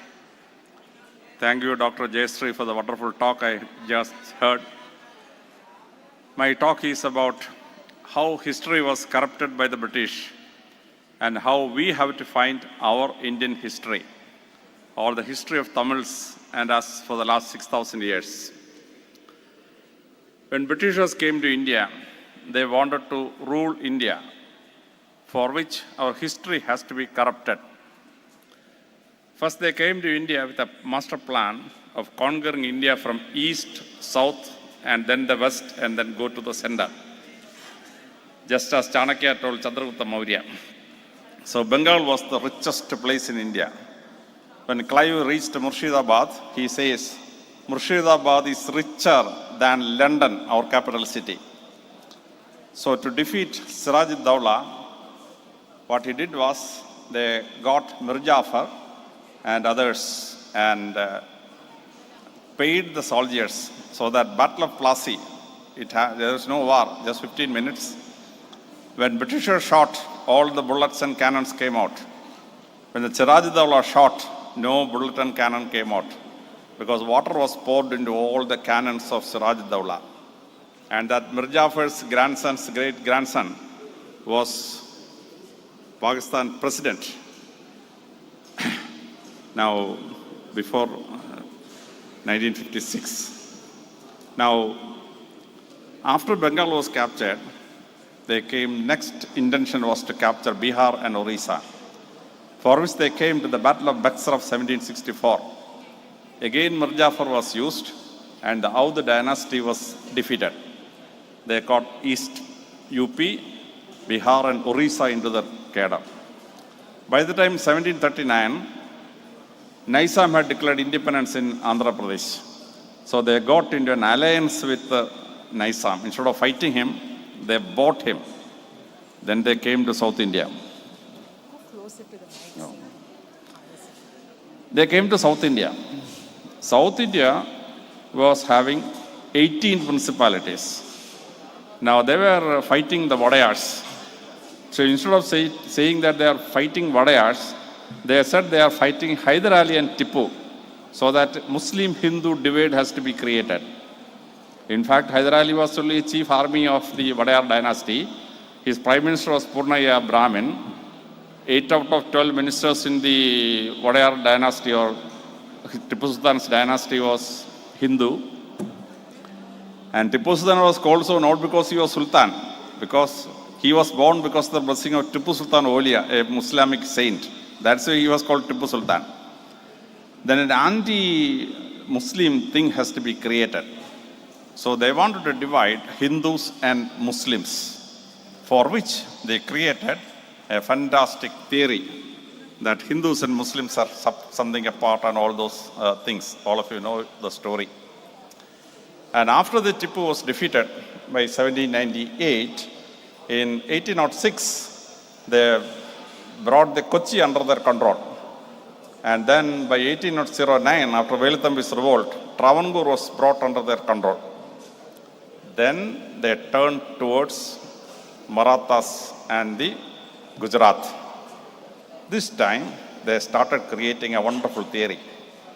First, Africans came out of Africa and came to India. They were the scheduled castes and scheduled tribes of India. Then the Austric people from Austria, Germany, they came and they settled down in Madhya Pradesh, Bihar and all. From there they went to Australia. They were called Proto-Australoid or Austric people. Then Dravidians came from the north, from the Caspian Sea coast. They were called Turanians, Turkey and Iran. That's why Turanians, they came to India. They became Dravidians. Then the Kolarians came. Their descendants is Gujaratis and Marathis. Because they were going to fight the Marathis, they want to tell the rest of India, they are not your people, they are different people. They are the people, the children of Kolarians. And then they said, the people subsequently came, Aryans came. The descendants of Aryans are the caste Hindus, Brahmin, Kshatriyas and Vaishyas and all. And then came the Greeks, Bactrians, Kushans, then came the Scythians and all the rest. Then the Portuguese, then the Muslims came, then Christians came, Jews came, then the Portuguese came, Dutch came, French came, and we came. Who are Indians? Nobody. What a wonderful history. India has the highest number of population in the world, 142 crores. But nobody is Indian. Everybody came from outside. And we came last. Hindus came little earlier. Muslims came between Hindus and Britishers. Wonderful theory this fellow created. Absolutely absurd theory to fool the Hindus and the Indians. They created the story. Then they went into 1818, the Battle of Kirki, in which Marathas and Gujaratis were defeated. With the help of other Hindus from UP, Bihar and other areas, they defeated Maratha and this place. Then in 1819, they created Oxford History of India. They decided that Hindus have to be subdivided according to different religions. So 1819, for the first time in the world history, they created a new religion, Hinduism. Sanatana Dharma was divided into Hinduism, like communism, socialism, etc. And Ism was created, Hinduism. And the word Hindu means people living in the Indus, coast of the Indus River. So the moment a Hindu hears Hindu, he thinks that I belong to Pakistan because I came from the shores of Indus River to India. To fool the Hindus, they have created a word called Hinduism. There is only Sanatana Dharma. no ism is there. 1839, the Ashokan edicts were read by James Prinsep, and immediately the Britishers realized a new religion can be created. So they created another religion, Buddhism, Lord Buddha and Lord Buddhism. Who was Buddha? He was a saint of the Sanatana Dharma. He never claimed he created a religion. And Vishnu Bhagavan had two histories. One is Malsingurmam, Varaham, Narasimham, Vamanan, like that. Balarama, Krishna, Kalki. But the other Vishnu's Dashavadara story is there, in which Balarama is not there. After Krishna, Buddha is the 9th avatar and 10th is Kalki. Our beloved Prime Minister Narendra Modi, when he had Prana Pratishta at Ayodhya, the second list is printed there. Buddha is the 9th avatar. Balarama doesn't figure in the list of Vishnu's Dashavadara at Ayodhya by our beloved Prime Minister Narendra Modi. Now, Buddha, who was a Sanatana Dharma philosopher, was converted to have a new religion called Buddhism. Why? Because if China, Japan, Thailand, Ceylon and all those Buddhist areas stand with Indians, British colonialism cannot happen. European colonialism cannot happen in Asia. So Buddhists and the Hindus have to be divided, for which they created Buddhism. And then they said, now they are turning towards Punjab after defeating the Marathas and the Punjabis and the Gujaratis.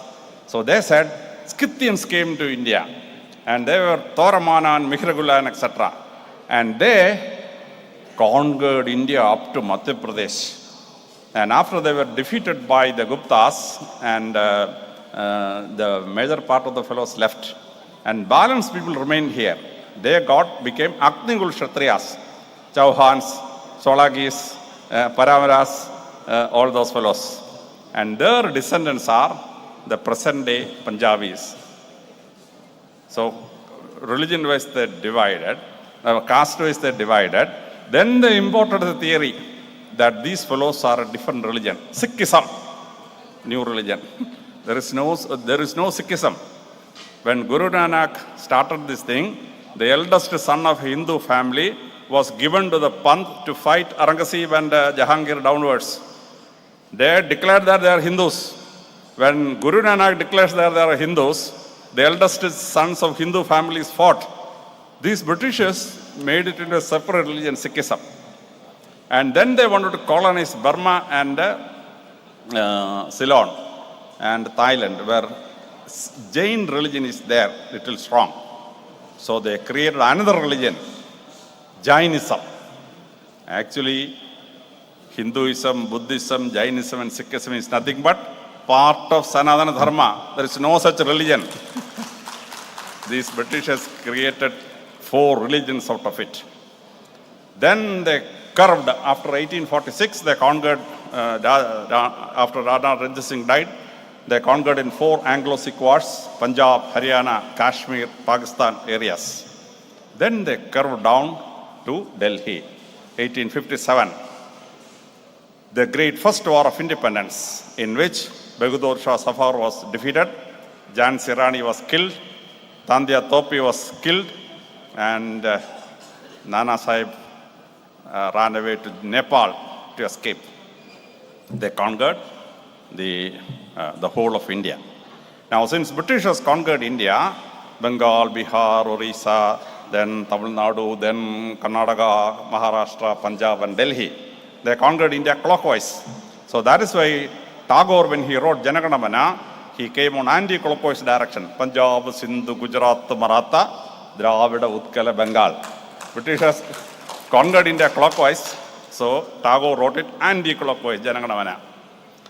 After getting the whole of India under their control, they decided Sanatana Dharma has to be destroyed.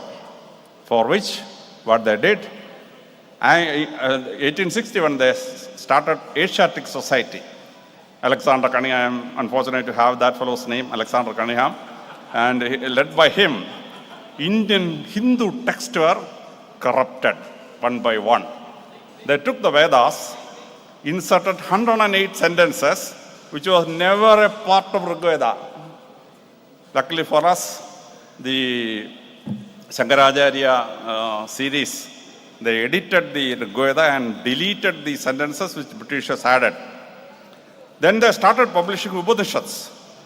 For Sanatana Dharma, there are only 1108 Upanishads.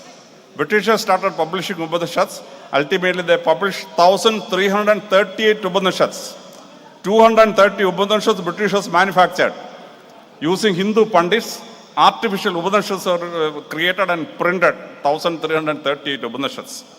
It took Ramakrishna Mission and the successor Vivekananda almost 60 years to find out which are the forged Upanishads and which are the real Upanishads, which are the real 1108 and the forged 230 Upanishads.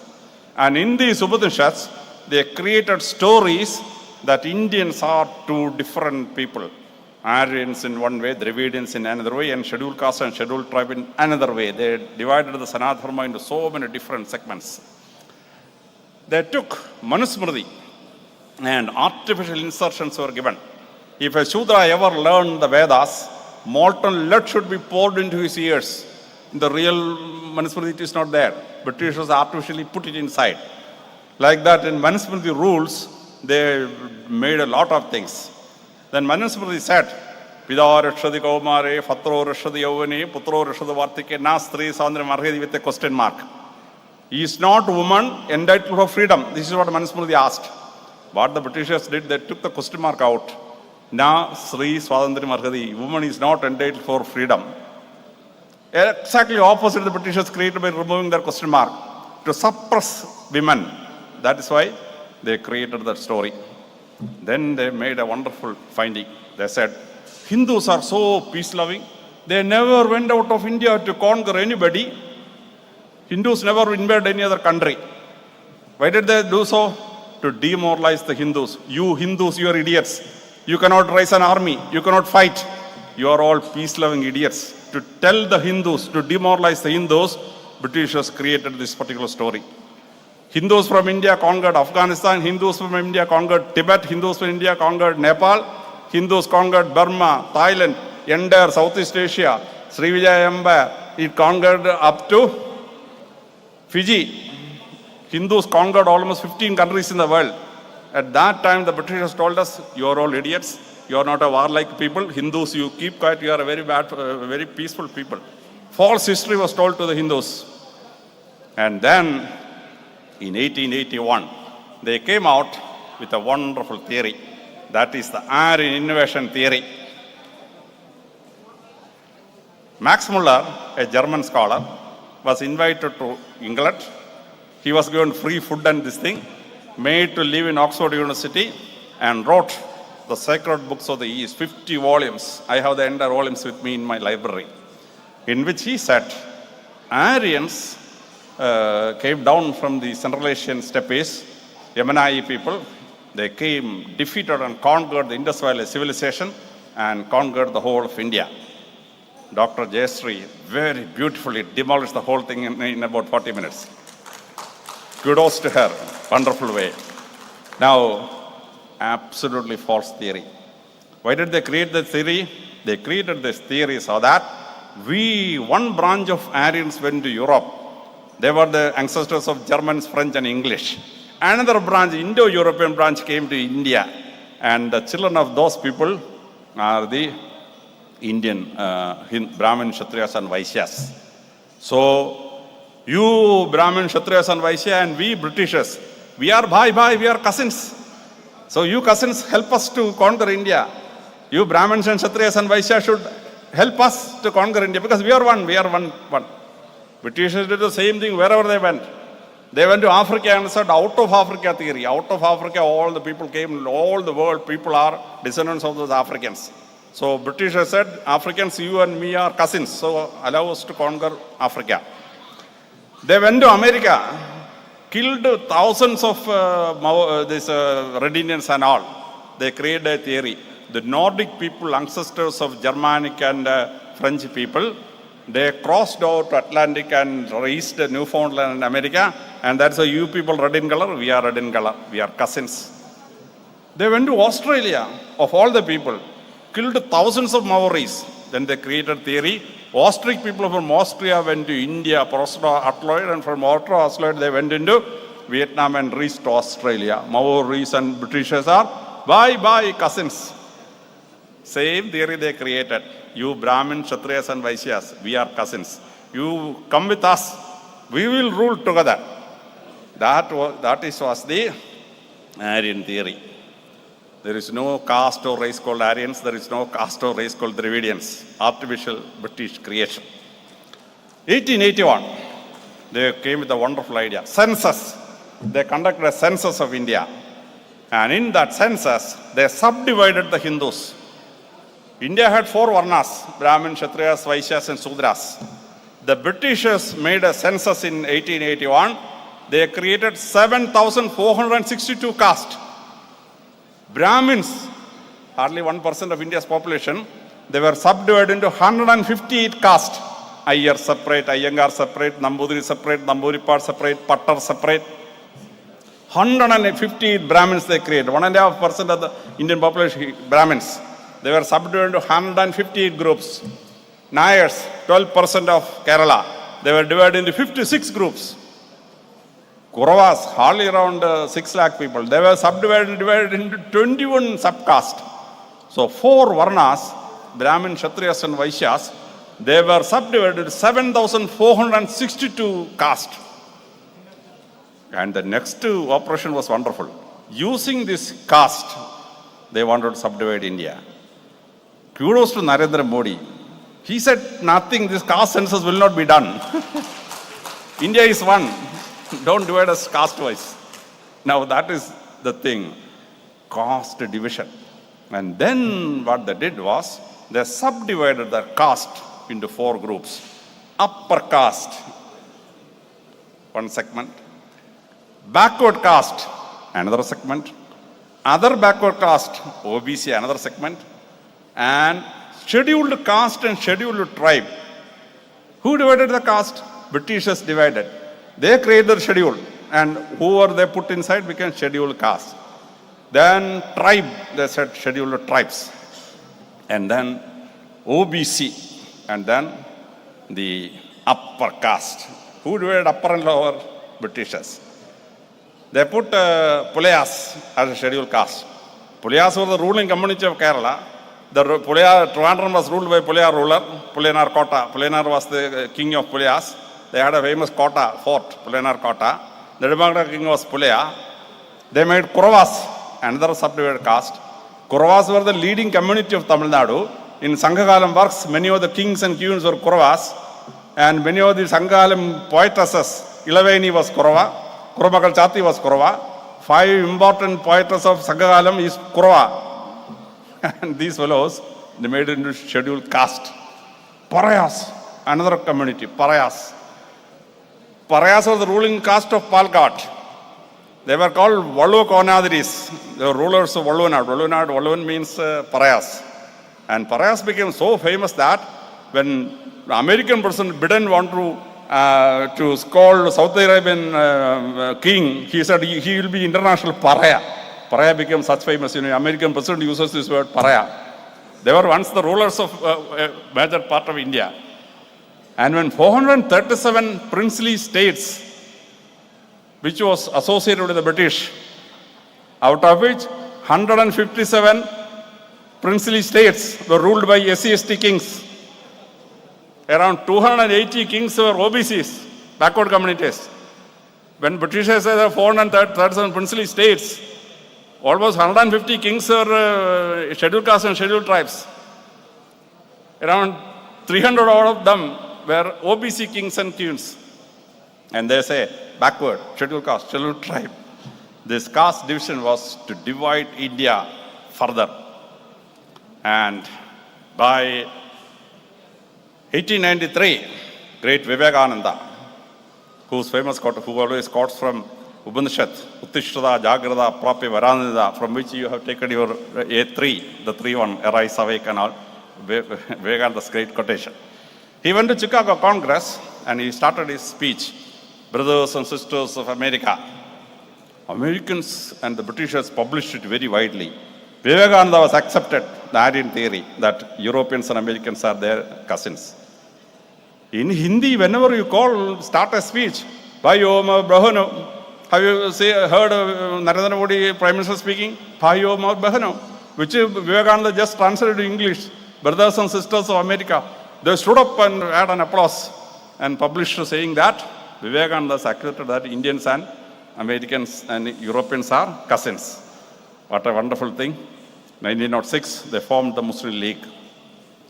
1950s, Britishers decided North India and South India has to be separated, for which they had, within inverted comma, discovery of the Indus Valley civilization. There are 5,000 odd ancient cities, remnants in India, Northwest India, India, South India, etc. From Kiladi and Tiruchendur up to Indus Valley, Mohenjo-daro, Harappa, and up to Afghanistan. 5,000 cities were there. And many of these bricks they used to construct the railway line from Peshawar to our Amritsar. 140 kilometers of railway line was made with the bricks of the Indus Valley civilization. And they dug out all these things and said, this is Dravidian civilization.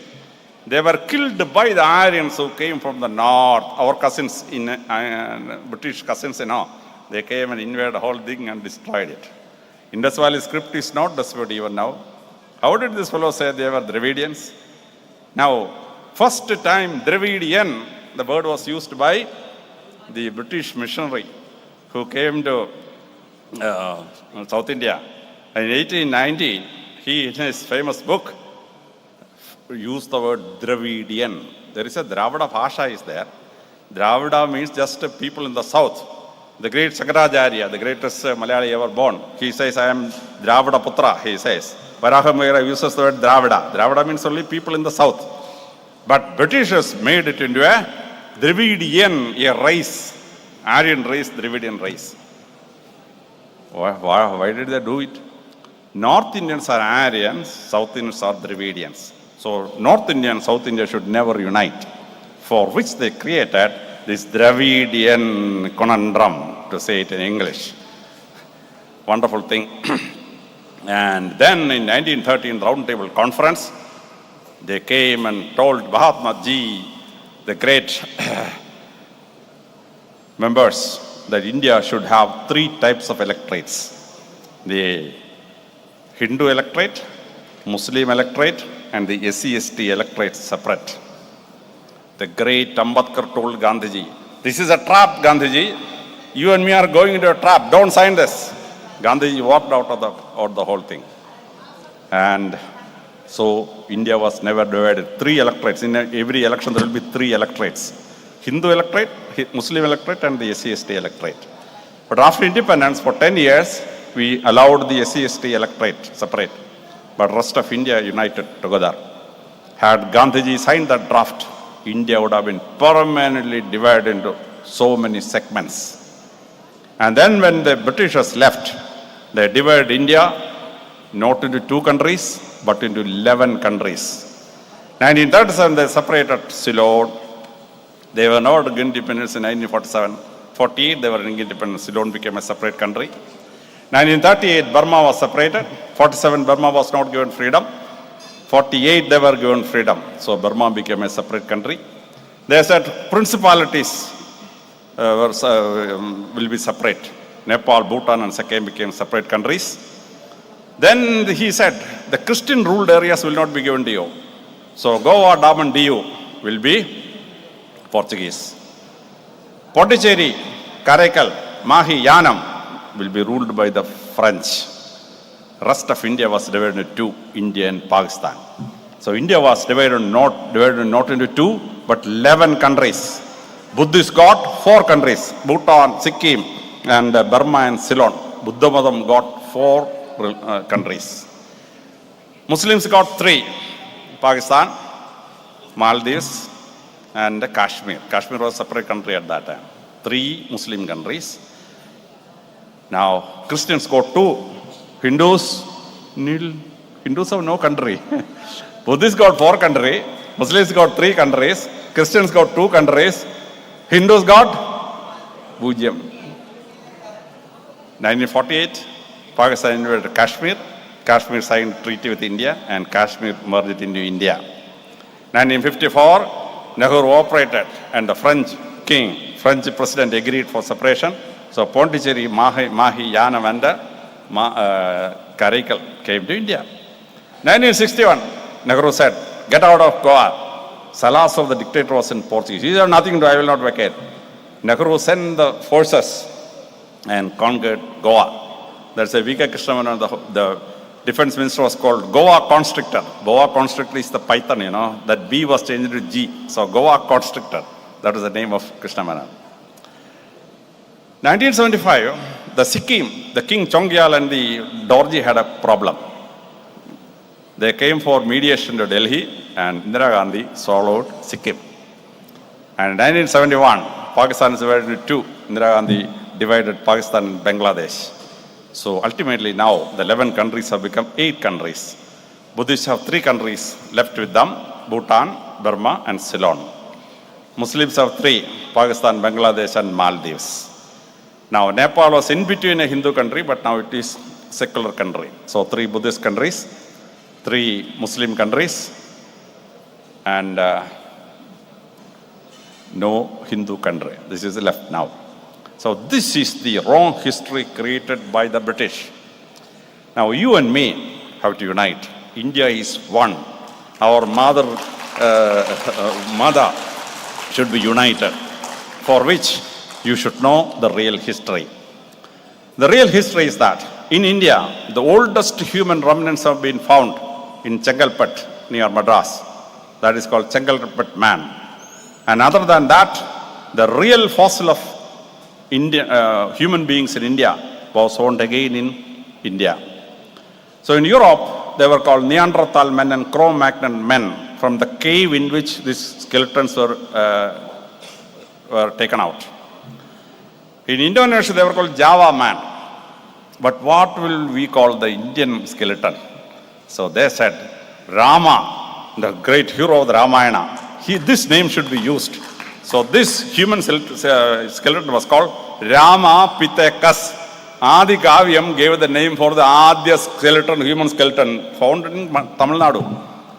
The oldest human settlement is found in Tamil Nadu. Chengalpet man and Rama Pitekas. And then we find that the southern area people, they started spreading out. And Britishers, what they used, Turanian was separated from Dravidian. Dravidian was separated from when the DNA was found. They said ancestral North Indian, ancestral South Indian. And likewise, they changed the names every time so that feeling should not be there. The ancestors of Tamilians or the Turanian race, they lived in the oldest settlements found, Gobaki Tepi and Kerala Tepi. If you can set the net, you can see Kerala Tepi and Tobake Tepi. In Kerala Tepi and Tobake Tepi, old relics were found out. What are the relics found out? Shivalinga, Narasimha, the 4th avatar of Vishnu, Narasimha, idols, Mother Goddess, Kali, is found from Gobaki Tepi and Kerala Tepi, 8000 BC onwards. You come down in history, Sumeria, the oldest civilization, older than Egypt. Sumerians say that their ancestors crossed the Arabian Sea from southeast direction, came down in 8 boats and landed in Sumer. The oldest civilization says. Now what is southeastern direction? If you get down in the Saudi Arabian Sea and just cross, you will reach Tamilagam. And from Tamilagam, these people went and found the first civilization in the world, Sumerian civilization. In Sumerian civilization, you find the Tamil words there. For village, Sumerians say Ur. Our ancestor, the Christian ancestor Abraham, he went from Ur to Israel. Ur, village. Father, in Tamil we say Appa. Sumerians say Abba. Jesus Christ, when he says, our Father who art in heaven, he starts with Abba, Tamil word Abba. Abba. Mother, Tamil word is Amma. Sumerian word is Emma. Same word. Yell, Sumerian word Yell, Tamil word Yell. Tamilians, if you talk with them, they say, Ama, Ama, I agree, or some, I don't know the correct meaning, agree, positive response. That in Sumerian language became Amen. Jews, Christians, etc., we pray, Amen. Every prayer we end with Amen, the same Ama of the Tamilians. In Sumerian language, 125 words are Tamil words, 125 words. And the Sumerian skeletons checked up, find that the DNA of the Sumerians are the same of the Tamilians. 6,000 years back, the great Sumerian civilization is a Tamilian civilization, Dravidian civilization, which go and settled in Sumeria. 3,200 years back, Ramesses, the great pharaoh, he died. And Egyptians, when they preserve bodies, mummies, they apply the kurumulaga into their noses, mouths, etc. So when Ramesses II skeleton, this mummy was found out, lot of pepper was used in the nose, mouth, ears, etc. as a preservative. Now Ramesses II was a cruel ruler. So even after death, let him suffer. They must have stuffed pepper into his nose and ears. We don't know whether it is a reaction against his cruelty. And the word for pepper used in the papyrus or the Egyptian pyramid is kar, which is the original name in Tamil language. Pepper is curry. In Sangalam we read, curry endi poidum kappalgal ponne endi thirigi varum. When pepper is sent to Roman Empire, gold comes out. Curry endi poidum kappalgal ponne endi thirigi varum. So the Egyptian word for pepper is kar, which means Tamil word is used in the Egyptian papyrus. Same thing. And now in English we have a word, curry, C-U-R-R-Y, curry. Curry is a Tamil word, Tamil word for pepper, curry, became in English another word called C-U-R-R-I, curry, mean curry, arch curry, etc. we eat, Original Tamil had gone into German and English to become a word for cooked food with a little liquid inside it, curry. 3,000 years back, Solomon wanted to construct a temple. So he ordered Tarshish ships to bring the whole thing, Tarshish ships. Now, what is Tarshish? Tarshish is, in the Rig Veda we read, the navigating people are called Turvashar. Now, the Indus Valley civilization downwards, or Rig Vedic downwards, we had the Turvashar who are the seafaring navy. So, the Turvashar is the word used as Tarshish in the Bible. Solomon was very fond of peacock feathers. Like Lord Krishna, he was very fond of peacock feathers. So Mailpili was brought from here to decorate the sanctum sanctor of the temple of Jerusalem in the Bible. And now this peacock feathers is called in the Hebrew language as Tuki, T-U-K-I. This is a Tamil word for peacock, Toge. Toge is the Tamil word for peacock, became Tuki in Hebrew and the Aramaic language. So the peacock feathers went from here to Jerusalem into the temple. Now Solomon wanted the table on which the Holy of Holies are put, decorated with ivory. So he ordered the Tarshish ships to bring ivory. So from South India, the Tamilians sent this ivory right up to Solomon's temple. So this ivory is called in the Bible, Hebrew Bible, Aramaic Bible, as Kalaf, K-A-L-E-P-H. This is the Sanskrit word for elephant, Kalafam. That became in Aramaic language, Kalaf. This Jewish Kalaf went into Greece, it became Elef. And it became to English, elephant, Elephantum, big Elef became elephant. So elephant is a word derived from Sanskrit word, Kalafam. When the Tarshish navigators were talking about one animal, Solomon got interested. What is this animal, very peculiar animal, playing animal? Can you bring two of them? So they brought these animals to Solomon. What they brought was a monkey. So this monkey is called in the Bible with a word called Kapi, K-A-P-H-I. This is a Sanskrit word for monkey, Kapi. That's why Hanuman we call Kabindran. So the Kapi or the monkey He's a Tamilian monk, you know. It's used by the word, this particular word, Kavi, like that. 22 words, Tamil and Sanskrit, have crept into the Bible because of the Tamils export and sea trade with the Jews and the Arabs. Indus Valley civilization is Dravidian. The Britishers accepted Dravidian, but the same, the Tamilian blood and the DNA was the DNA of this thing. Right from Turkey, Iran, Indus Valley, and the whole of South India, etc. Here Britishers played a wonderful game. The Aryans have R1, A1, R1, B1, etc. The whole of the Indian population, R1, A1 put together is only 9%. Negritoid African origin people are 26% of the population. 3% is others. Now, 60% of India's population is Dravidian. Gujarat is Dravidian, Orissa is Dravidian, Bengal is Dravidian, Bihar, all the OBCs are Dravidian. Now the Britishers consciously pointed out that only the 4 South Indian states, Karnataka, Andhra, Tamil Nadu, Kerala, Dravidian. Gujarat have some Gurjar content, Scythian content, but 60% of Gujaratis are Dravidian. 70% of Orissa is Dravidian. Bengal, 65% is Dravidian. The whole of Tamil Nadu, R1, A1, R1, B1 blood, for some Brahmins, etc., there will be less than 5%. In Kerala, the whole R1, B1, R1, A1 and R1, B1 content in the population is hardly 3%. So-called Aryan content is 3%. 95% it is Dravidian and others.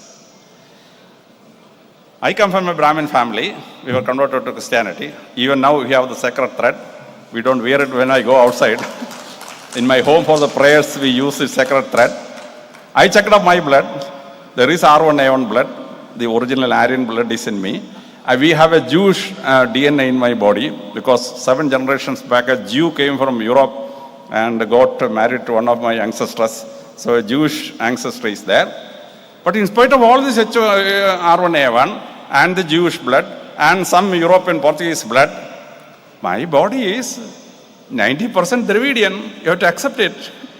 That acceptance has to be there. Instead of saying all the 4 South Indian states are Dravidian, all the rest are Aryan. Completely false theory. You have to prove this theory completely wrong. And then we go to China. China have a 4,000-year-old statue. Shivalinga and Shiva, this thing. It was checked up with carbon dating. They found out that that statue is 4,000 years old. It has come from Tamil Nadu. The sculpture of the sculpture is Tamilian, original Tamilian, 4,000-year-old. Near Alexandria in Egypt, we have a place called Pandia. Now, very near that, there is a place called Pand, from where Cleopatra brought all the stones, etc. Now, many thought that this Pand has created this Pandia. But now we have found out from this Pandia, Chera king's inscription and order has been detected 10 years back. So now we understand Pandya is actually Pandya, the rulers of Tamil Nadu during the Sanghalam. So that Pandya became the one village name in Egypt. Now, from this area onwards, this influence was there. Now, we have Kashyapa, a great Rishi in our Puranas, or the great works. This Kashyapa lived in Kursk, the place where Ukraine has invaded Russia now. That is the place where the original hermitage of Kashyapa Muni was found out. Now we call the sea Caspian Sea. Caspian Sea is Kashyapa Sagara. Because Kashyapa lived there, the sea is called Caspian Sea. And Kazakhstan, Uzbekistan, Tajikistan, Turkmenistan and Kyrgyzstan put together, 5,000 Hindu temples have been detected. 5,000. Hindus were living in all those areas. No Aryan came from there. We have a continuous civilization from Turkey, Iran up to Tamil Nadu. Continuous civilization. This Kashyapas later migrated from Caspian Sea and lived in Kashmir. So Kashmir's original name is Kashyapas Mir, the hill on which Kashyapas lived. Kashmir have nothing to do with Muslims. Kashmir means Kashyapas Mir, the hill on which Kashyapas lived. So Hindu civilization was reigning from the whole area. Now DNA studies have been found out that the so-called Dravidian, ancestral South Indian they call it, the so-called Dravidian DNA is available in Romania, is available in Turkey, is available in Georgia, and it is available in 26 countries on all the sides of the Caspian Sea. South Indian, Dravidian, ancestral South Indian DNA has been detected. So we were living from Caspian Sea continuously up to the Indus Valley civilization and down into this place. And one Indus Valley city is called Harappa. That is a city named in the Rigveda. In the Dasarakya war, one of the war is happening at a place called Hariyupa. A.C. Majumdar says Hariyupa and Harappa are the same. I am not a historian to fight with any of these fellows. Anyhow, Hariyupa and Harappa are the same. This place was called in other areas, other places as Meluha. One of the Meluhan merchants was caught in a civil case in Kuwait. The whole thing had been found out from the remnants of Dilmun. Dilmun is a place around 75 kilometers from the Kuwait city. And Dilmun, when it was dug out, we found a lot of stones in which cuneiform scripts are there, from which this fellow who came from Meluha conducted this crime and he was being described. And this Meluha actually gave a different name, a different word in Sanskrit. People living in Meluha or Harappa were called Meluha Kacha, one who lived in Meluha. That gave a word called Mlecha. In modern India, we call backward people as Mlecha. Mlecha is actually a word derived from Meluha. Another theory, I don't wish to fight with historians. Anyhow, Indus Valley civilization is mentioned in Dilmun, it is mentioned in Babylon and Sumeria. The northernmost Hindu temple across Himalayas have been discovered 100 kilometers south of Peking. From there, the whole influence is there. Now we come to the first epics. In Rigveda, the last king named is Santanu, the father of Bhishma. In Atharvaveda, last king named is Parishit. Parishit is the successor of Yudhishthira in the Mahabharata. So Rigveda, Atharvaveda, etc. periodically can be connected with these names. I am not a historian, I don't want to fight with anybody. And when we come to Ramayana, the first epic, lot of incursions and other things were done by the British. First they played on Valmiki. Valmiki in the Bengal Ramayana wrote around 600 years back. The Esgas fellows. Britishers wanted to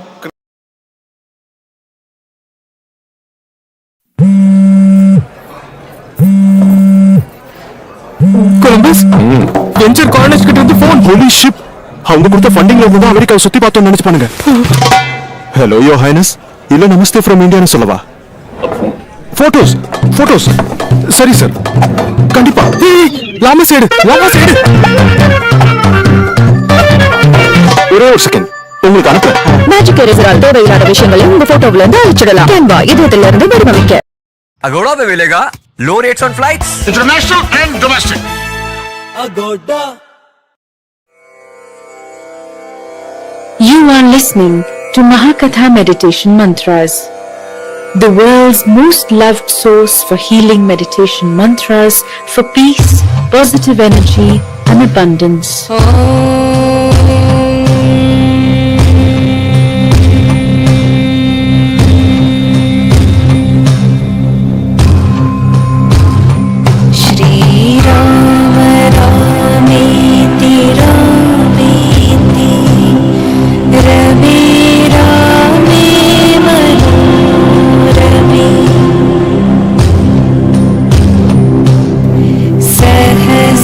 Sahasranama तत्तुल्यम्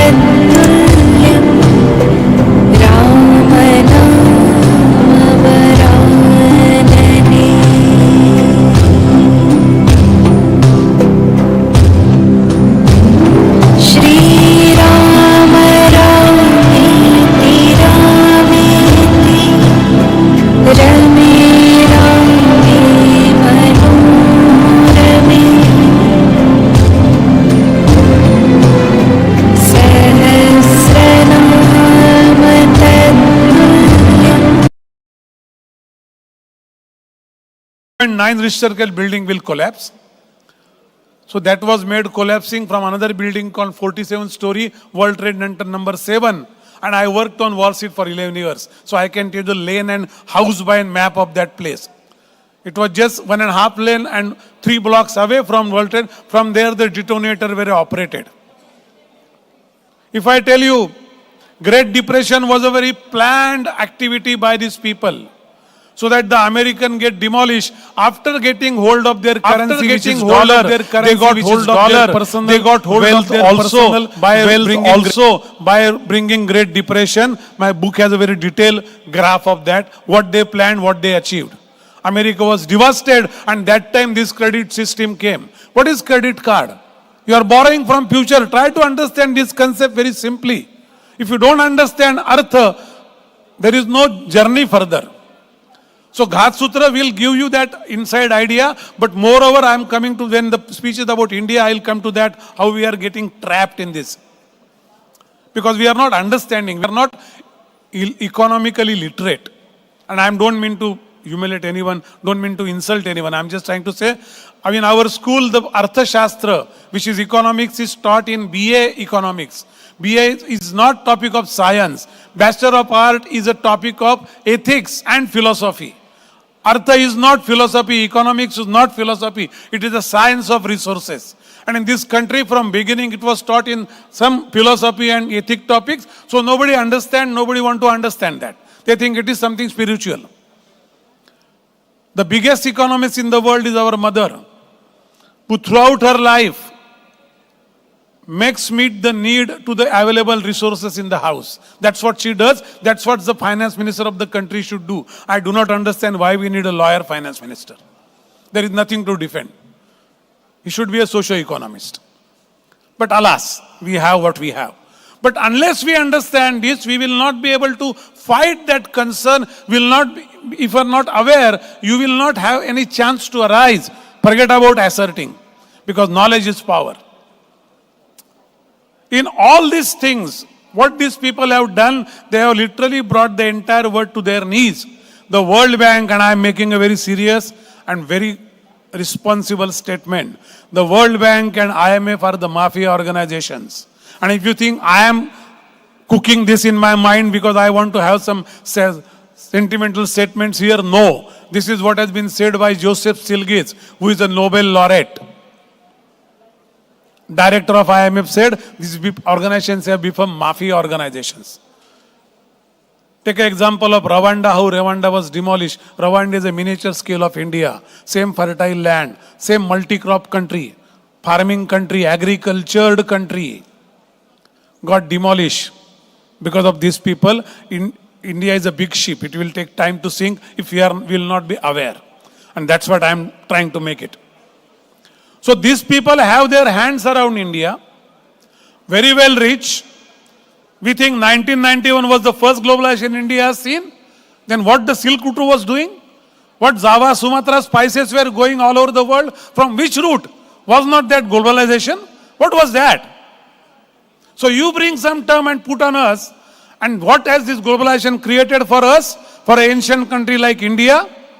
A company, any American company, their economic geography map has become larger. American company or any oil company, if it's working in 50 countries, their graph geography is that. The borders are not physical now. The borders of economic borders. That's why you take first 100 economies of the world. There will be 59 companies and 41 countries. Countries by GDP and companies by revenue. So 59 companies have more revenues than most of the economies, economies of the world countries. Where country is not a company, it's a living entity. People are living in that country, they have culture. These people have created entire culture in the commodity. That exactly happened to Middle East because they got oil. So it's a very, very important turn of our life of this century. Like Corona, the last disaster and the first of this century, was a complete biological war. Why American president, even the president now came again, Trump, he said several times that China made this happen. Why there was no lawsuit in the Geneva court? I have gone to Wuhan 7 times. This Wuhan lab, where this, see, America by federal law, they do not test, they do not process any toxic material, and they do not do testing of virus. As a federal law which cannot be overcome by even president, American lands are not allowed for that. So that's how they have given their Center for Control Disease. They have given $5 million grant to Wuhan lab to process COVID family viruses. At one point of time, the viruses started mutating, because that's what happens in virus testing. They started mutation, and then the mutation went out of hand. And China thought this can be used as a biological weapon to kill the world, to kill the people in the world, to kill the economies of the world. And they were successful to some extent. But since America has funded that lab, what was the agreement? The agreement is online, you can read it. I heard they have revised by that WHO President Tedros. He has revised that agreement, I heard later on, to hide something, because there was no clause of making the mutation report of every minute. And that's why we face corona. For what? So these are the power games which will go on, and now center is India. After corona they found, see, I always ask one question to all these so-called intellectuals. In our Mumbai circle, there are too many of those socialist, communist intellectuals.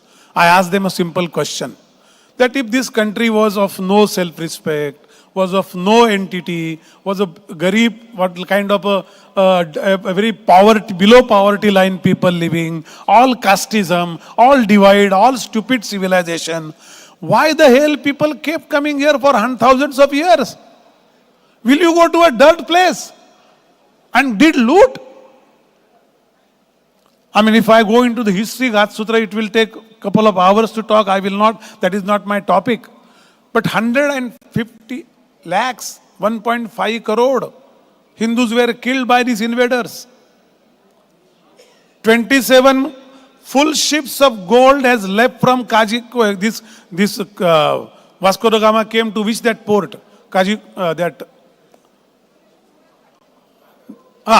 That port. 27 ships of gold went. There is their receipts. In my book, the entire details are there. They have gone to whom? Which country you have taken to? For what? The entire Ghat Sutra is now started playing around us. Ghat Sutra ka meaning hai, it is not Ghata Sutra, it is a Ghat. Ghat Sutra, there is no English word for this word. So I kept this word in English book also. I want to coin like a Kama Sutra, this word. And I want to do it deliberately because there is no English word. I tried to search for 3 years. Ghat is something malice act. And Sutra is, there is a theme of malice acting. That is Ghat Sutra.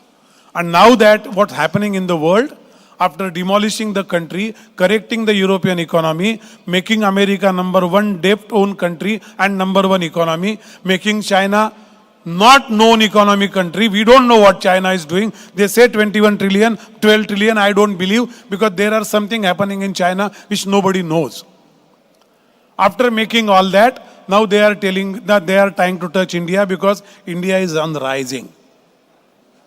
It's very important why our Prime Minister has done Atmanirbhar. Try to understand these schemes are the defending deep state. Ghat Sutra is nothing but an activity of deep state. And deep state activities are too much. I will give you 3 examples. What are covering us now? They are inside India through Hindenburg.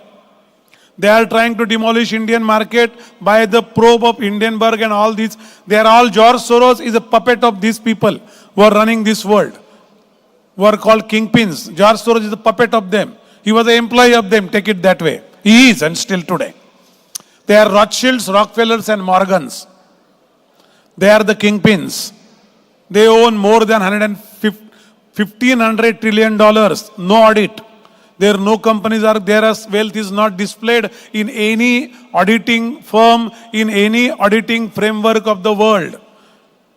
They were never asked question by any country in the world because they hold most of the banks in the world. We should be grateful to Dr. Baba Saheb Ambedkar. Because of him, this Reserve Bank is Indian. There was a Cripps Commission came to India. Sir will know better. And he said, they suggested to have a central bank. Ambedkar presented a presentation and then converted to a book called Problem of Indian Rupee. And because of that, he defended, so he fought with tooth and nail. And then Cripps told Mr. Nehru that no, the person what is talking makes sense. We don't want to put something which will create another disaster for you. Otherwise, these people surrendered to them for bringing a central bank. Our country, a country with fifth largest economy, 144 crore tomorrow's consumption or demand kind of population will have a government controlled central bank is a big pinch they are getting. That's why all these economic disasters are started playing in share market, so that they will say this, there are no control of a bank on these people. The country's central bank is not, government is not worried, they are not understanding this. We need a private sector bank.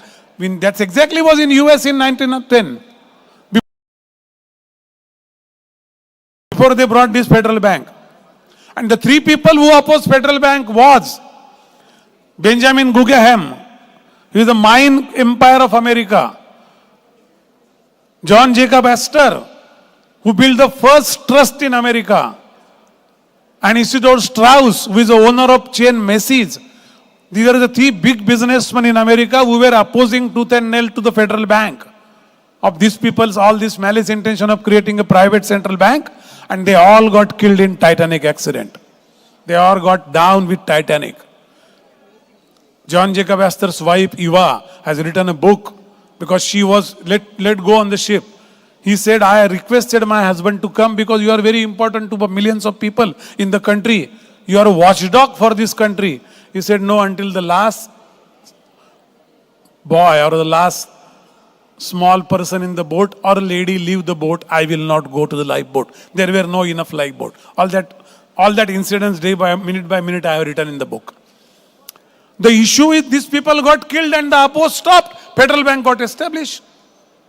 Rothschild got funded to Lenin and Trotsky. Trotsky has been given 20 million by a CIA director, flew himself to Europe, handed over the bag to there to get Tsar regime demolished.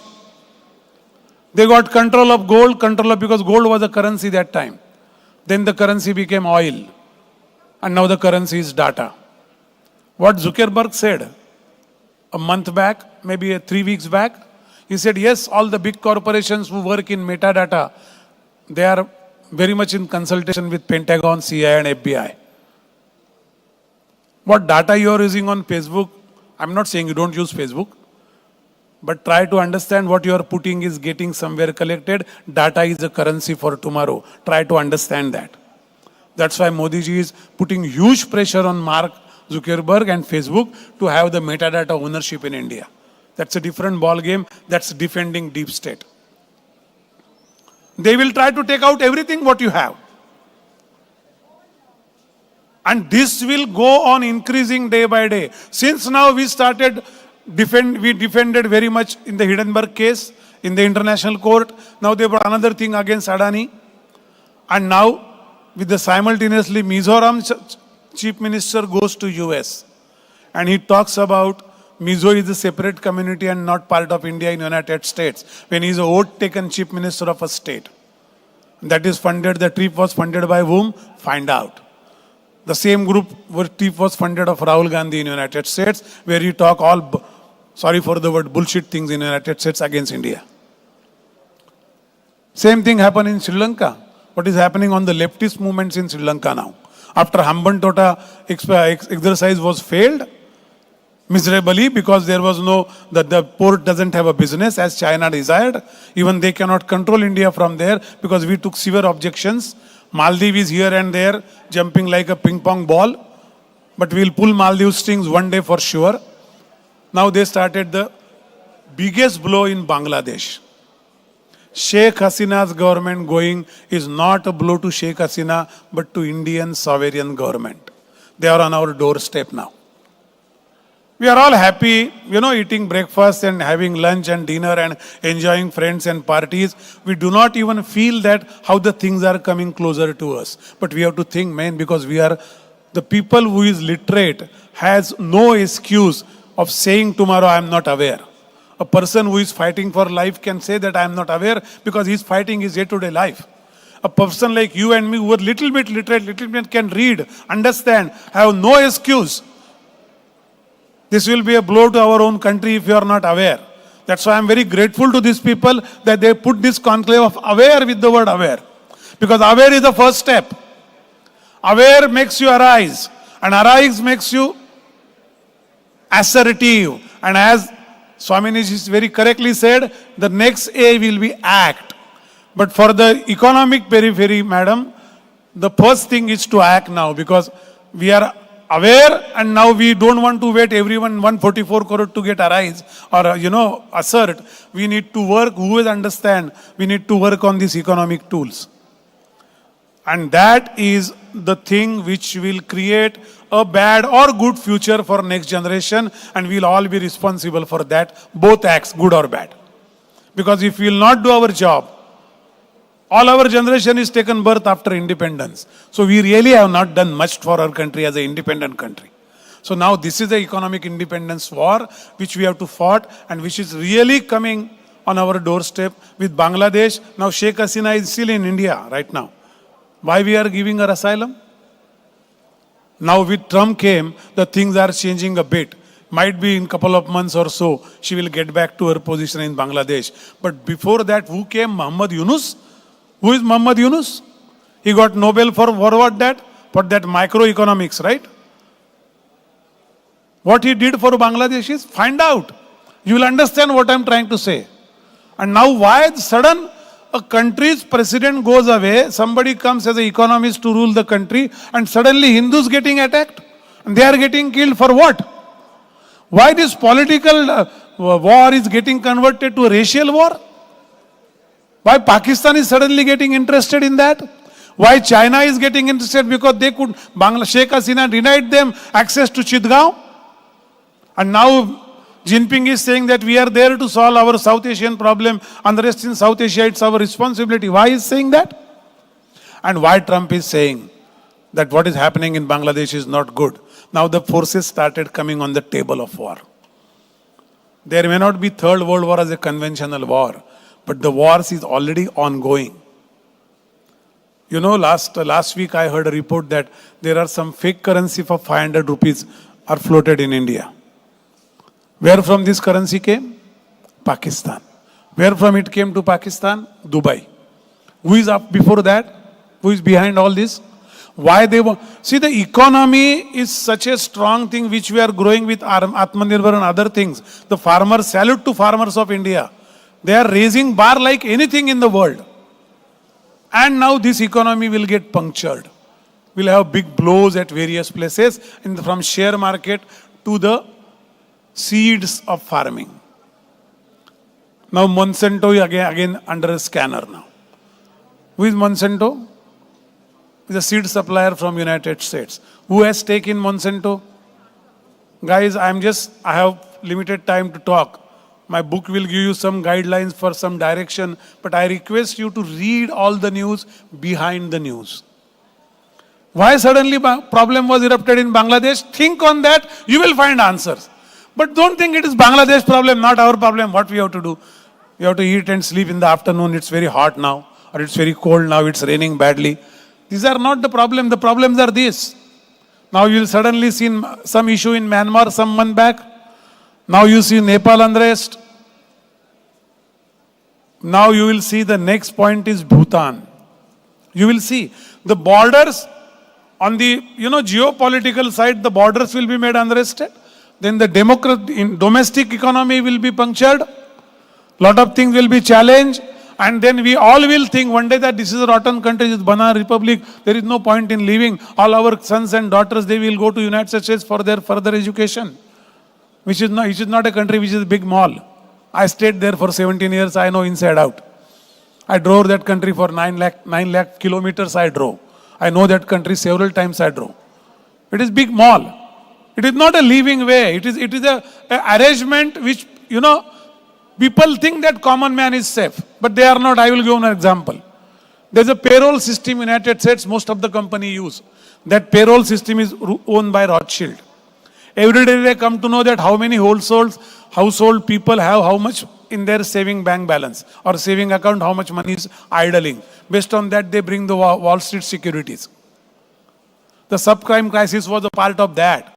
$4 trillion got vaporized. Our economy is not even $4 trillion yet. All these things are not Arabian Night stories. They are right now lively happening around us. And we are the next on their target. Gatsutra book, when I was writing and when I written that Hitler has used IBM for Holocaust, people, my friends in United States, they said, don't write, they will kill you. When the bell rang, it says it's a truth. It's a truth. I'm finishing, don't worry. So they call me, don't write such thing. And now since the English Gatsutra has came, the threat has started coming to me. I'm not worried about threat. It's okay. What I have done with my full responsibility, and I will pursue that. I'm trying to transfer this book in Arabian language also now. Because one of the Arabian friend told me that this is our problem you have written. The loan of the interest of the bank loan is our problem. So you have helped us. I want to translate it. I said, I find somebody who understands English and Arabian both. Then I will allow, because I don't know what you will translate. But thing is, we need to be aware at our small, whatever work area, your living sphere, you have to be aware of this fact that we are on the focus now as a country. Our Prime Minister, there will be attempt of, on his life in future. And I'm not predicting, I'm not astrologer, I'm saying these are the things, because the political stability is the biggest hurdle for them to make anything happen. Even with 240 numbers, there is a very political stable government. Thanks to our friends in that government. But instability will create a problem because the decision happens through political system. The economic decision of making Reserve Bank as a private bank will happen through political system. So now they are making sure that the political system get challenged from all angles. And as sir very rightly explained, this caste and religion, they will all come in picture now, all come in focus. At your level, my friends, let us follow this A3 slogan. Let us be very aware of what is happening around us. Let us rise from our day-to-day tiny world and try to be a citizen of this country. And let us be very much assertive about what is in the interest of our country to our last breath and last drop of the blood. If that oath we take, then I think the A3 is successful. Thank you very much.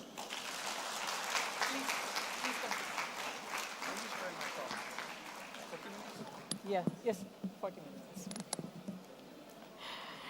Thank you so much, sir. That was demystifying so many data points, and maybe we should say that you need not rip apart truth like this and make us understand so many facts and be aware of so many things. May I now request Mrs. Vidya Surender and Shri Srinivas, Advocate Mr. Srinivas, to honor our guest of honor here.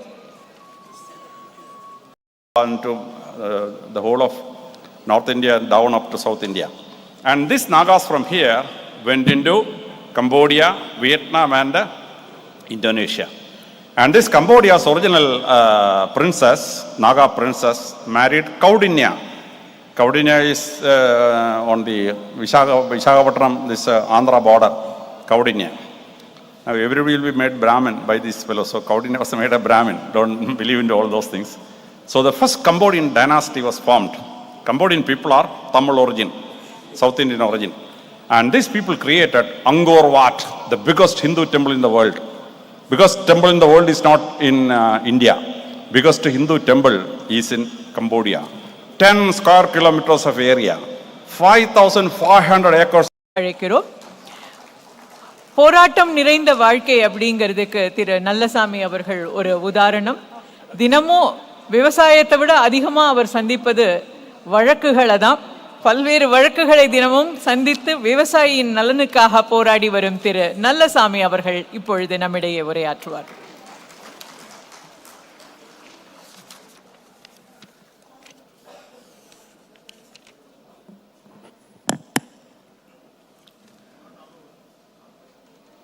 குடிதழியி கோலோச்சும் மாநில மன்னன் அடிதழியி நிற்கும் உலகு.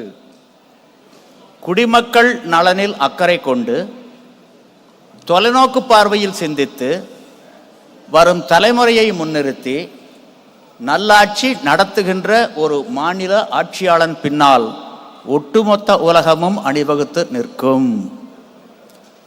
கடனறிந்து காலம் கருதி ஆன்றோர் அவைக்கு வணக்கம்.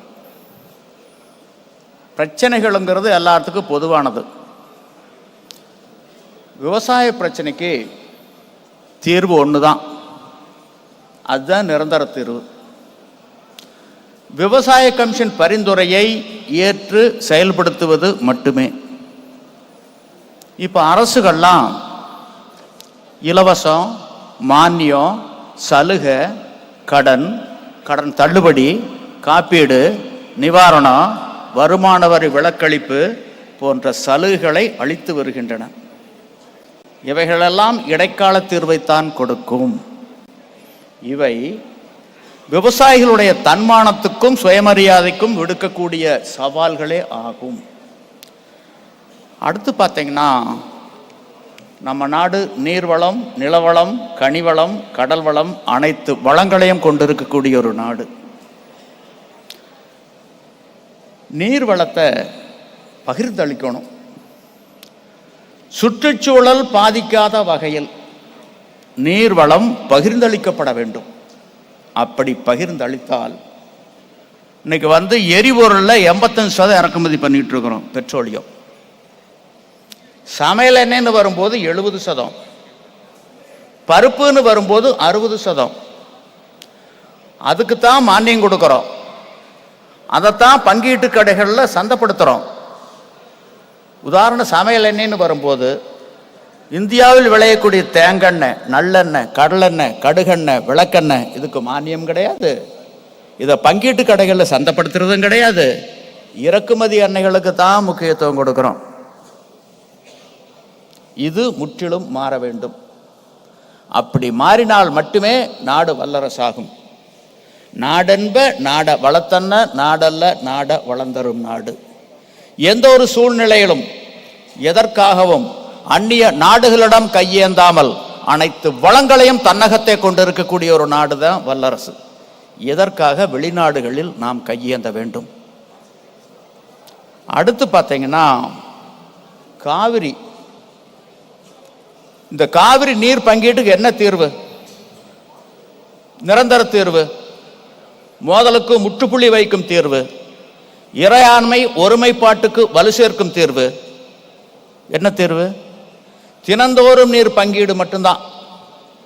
கர்நாடக காவிரியில் வரக்கூடிய நீரை தீர்ப்பின் விகிதாச்சாரப்படி கர்நாடகாவுக்கு 284.75 டிஎம்சி, தமிழ்நாட்டுக்கும் புதுச்சேரிக்கு 177.25 டிஎம்சி, கேரளாவுக்கு 21 டிஎம்சி. எப்படி பெட்ரோல் டீசல் விலையை தினந்தோறும் நிர்ணயம் செய்து அறிவிக்கின்றார்களோ அதை போல வரக்கூடிய நீரை தினந்தோறும் பங்கிட்டு அந்தந்த மாநிலங்களுக்கு கொடுத்து விடுவதாக இருந்திருந்தால் எதற்கு உறவு கெடுது? எதுக்கு மோதல் வருது? எதுக்கு இறையாண்மை ஒருமைப்பாடு ஒரு கேள்விக்குறியாகுது? 28 ஆண்டு கால சட்ட போராட்டம், அதுக்கு பின்னாடி 7 ஆண்டுகள், இந்த கடந்த 35 ஆண்டுகளில் கர்நாடகா எப்போ திறந்திருக்காங்க தமிழ்நாட்டுக்கு? இனிமேல் தேக்கினால் கர்நாடக நீர்த்தேக்கங்கள் உடையும். அந்த நீர்த்தேக்கங்களுடைய பாதுகாப்பு கருதி தான் தமிழ்நாட்டையும் புதுச்சேரியும் வடிகாலா வச்சுதான் திறந்திருக்கிறாங்களே ஒழிய, தமிழ்நாடும் புதுச்சேரியும் காவிரியில் கடைமடை உரிமை பெற்ற மாநிலங்கள்னு திறக்கவே இல்லை. இன்னைக்கு திறக்கல, நாளைக்கு திறக்க போறதில்லை. அப்புறம் எதுக்கு 2033 வரல காத்திருக்கணும்? எதுக்கு? 28 ஆண்டு கால சட்ட போராட்டத்தில் சரியான இலக்கை நோக்கி இந்த வழக்கு நடத்தப்படவில்லை. தினந்தோறும் நீர் பங்கீடு என்ற இலக்கை நோக்கி வழக்கை நடத்தி ஒரு தீர்ப்பை பெற்றிருந்தால் தீர்வு எளிதாக இருக்கும். இதை பற்றி யாரும் பேசுறதில்லை. மேன்முறையீடு எதை கேட்டோம்? 4 மாநிலங்களும் எனக்கு கூடுதலாக தண்ணி வேணும்னு தான் கேட்டோம். தீர்ப்பை நடைமுறைப்படுத்த முடியாதுன்னு யாரும் சொல்லலை, இன்னைக்கும் சொல்லலை. அடுத்து பார்த்தீங்கன்னா, தமிழ்நாட்டு பிரச்சனை. உலகத்தில் எங்கேயுமே கல்லுக்கு தடை கிடையாது, தமிழ்நாட்டை தவிர. தமிழ்நாட்டிலே மட்டும்தான் கல்லுக்கு தடை வச்சிருக்காங்க. இப்ப பல அரசியல் கட்சி தலைவர்கள், தமிழ்நாட்டு மக்கள், நான் வெளிப்படையா சொல்றேன், 7.5 கோடி மக்களுக்கும் மது விலக்கு, மது கொள்கை மற்றும் போதைப் பொருள் பற்றிய புரிதல் இல்லவே இல்லை. கல்லுனா toddy is not intoxicating liquor, it is part of food as per article 47 of the Indian Constitution. It is not intoxicating liquor. என்ன கேக்குறாங்க? தமிழ்நாட்டில் கள்ளுக்கு அனுமதி கொடுக்க வேண்டும், அரசு கள்ளுக்கடைகளை திறக்க வேண்டும். இவை இரண்டுமே புரிதலின்மையினுடைய வெளிப்பாடுகள், அரசியலமைப்பு சட்டத்துக்கு எதிரானவை. எதற்காக தமிழ்நாடு அரசிடம் கள்ளுக்கு அனுமதி கேட்க வேண்டும்? 1950 ஜனவரி 26 அரசியலமைப்பு சட்டம் நடைமுறைக்கு வந்தது. அந்த சட்டம் கொடுத்திருக்கும் உணவு தேடும் உரிமைதான் கள் இறக்குவதும் பருகுவதும். கலப்படத்தை காரணம் காட்டி தமிழ்நாடு அரசு அநியாயமாக இந்த உரிமையை பறித்து கொண்டது. பக்கத்தில் பாண்டியில, கேரளாவில், தெலங்கானா, ஆந்திரா, அண்டை மாநிலங்கள், உலக அளவில் எங்கும் கள்ளுக்கு தடை கிடையாது. அங்கே கலப்படம் செய்வாங்கல்ல, அந்த அரசுகள் எல்லாம் கலப்படத்தை கட்டுப்படுத்துகின்ற பொழுது தமிழ்நாட்டில் எங்களால் மட்டும் கலப்படத்தை கட்டுப்படுத்த முடியவில்லை என்றால் தமிழ்நாடு அரசு ஆளுமை இல்லாத அரசா? ஆளுமை இல்லாமல் போனால் ஏன் ஆட்சி பொறுப்பில் இருக்க வேண்டும்? இதையல்லவா கேட்க வேண்டும், இதையல்லவா சட்டப்பேரவையில் ஒரு உறுப்பினர் பதிவு செய்திருக்க வேண்டும். மாறாக கள்ளுக்கு அனுமதி கொடுங்க, கள்ளுக்கடைகளை தரங்க, புரிதலே கிடையாது. கேட்க வேண்டியதானே, under what authority you are holding such an office as a chief minister of Tamil Nadu? அரசியலமைப்பு சட்டப்படி சத்தியவாக்கு பிரமாண ரகசிய காப்பீடு தானே கொண்டிருக்கீங்க. அதை மதித்து நடக்க வேண்டிய கடமை பொறுப்பு உங்களுக்கு இருக்கா இல்லையா? இல்லைன்னா you are not the chief minister of Tamil Nadu. இப்படியெல்லாம் கேள்வி கேட்டிருக்கணும். கள்ளு கடைகள் வேணும்னு கேட்குறாங்க. ஒரு மரத்து கல்ல 48 நாட்கள் ஒரு மண்டலம் தொடர்ந்து பருகி வந்தால் பல நோய்கள் குணமாகும்.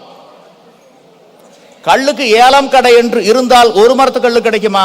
வாய்ப்பே இல்லை. பல மரத்து கல்லு தான் கிடைக்கும், அதுபோது கலப்பட கல்லாத்தான் இருக்கும்.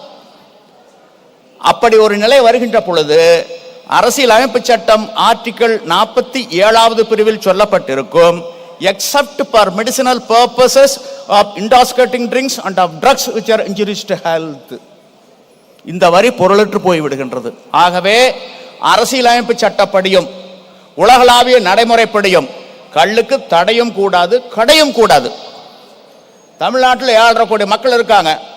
யாராச்சும் ஒருத்தர் வந்து கள்ளுமுறை தடை செய்யப்பட வேண்டிய போதைப் பொருள் தான் மதுதான். இறக்குமதி மதுக்களும் இந்திய தயாரிப்பு அயல்நாட்டு டாஸ்மாக் மதுக்களும் கள்ளை விட நல்லவை. கள்ளியக்கம் கொண்டிருக்கக்கூடிய கோரிக்கைகளில் நியாயமே இல்லை. நிரூபித்து விட்டால் கள்ளியக்கம் தன்னுடைய நிலைப்பாட்டை மாற்றிக்கொள்ளும், தோல்வியை தவறை ஒப்புக்கொள்ளும், வெற்றி பெற்றவருக்கு 10 கோடி ரூபாய் பரிசும் கொடுக்கும். பல ஆண்டுகள் சொல்லியாச்சு, 19 ஆண்டுகளாக சொல்லிட்டு வர்றோம். இந்த பரிசை எளிதாக பெரும் விதமாக சென்னையில் அசுமேத யாகங்கள் நடத்தணும். அந்த யாக குதிரையை தடுத்து நிறுத்தி வாதிட்டு கள்ளுமுறை தடை செய்யப்பட வேண்டிய போதைப் பொருள் தான் மதுதான் என அரசு தரப்போ அரசியல் கட்சிகள் தரப்போ நிரூபித்து விட்டால் கள்ளியக்கம் நிலைப்பாட்டை மாற்றிக்கொள்ளும், தோல்வியை தவறை ஒப்புக்கொள்ளும், 10 கோடி ரூபாய் பரிசும் கொடுக்கும். யாருமே வரல, யாருமே வரல. எது கட்சி எதுக்கு ஆட்சின்னு கேட்கக்கூடிய ஒரு நிலை இருக்கு. அடுத்து பார்த்தீங்கன்னா பத்ம விருதுன்னு ஒரு விருது கொடுக்குறோம். பத்மஸ்ரீ, பத்மபூஷன், பத்ம விபூஷன். 2 வருஷத்துக்கு முன்னாடி 129 பேருக்கு கொடுத்தாங்க. அதுல ஒரே ஒருத்தர் தான் விவசாயத்துறை சாதனையாளர். ஒரே ஒருத்தர் தான். 129 நபர்ல ஒரே ஒருத்தர் தான். நாடு விவசாய நாடு, விவசாய நாட்டினுடைய முதுகெலும்பு. ஆனா பத்ம விருதுகள்ல ஒருத்தர் தான்.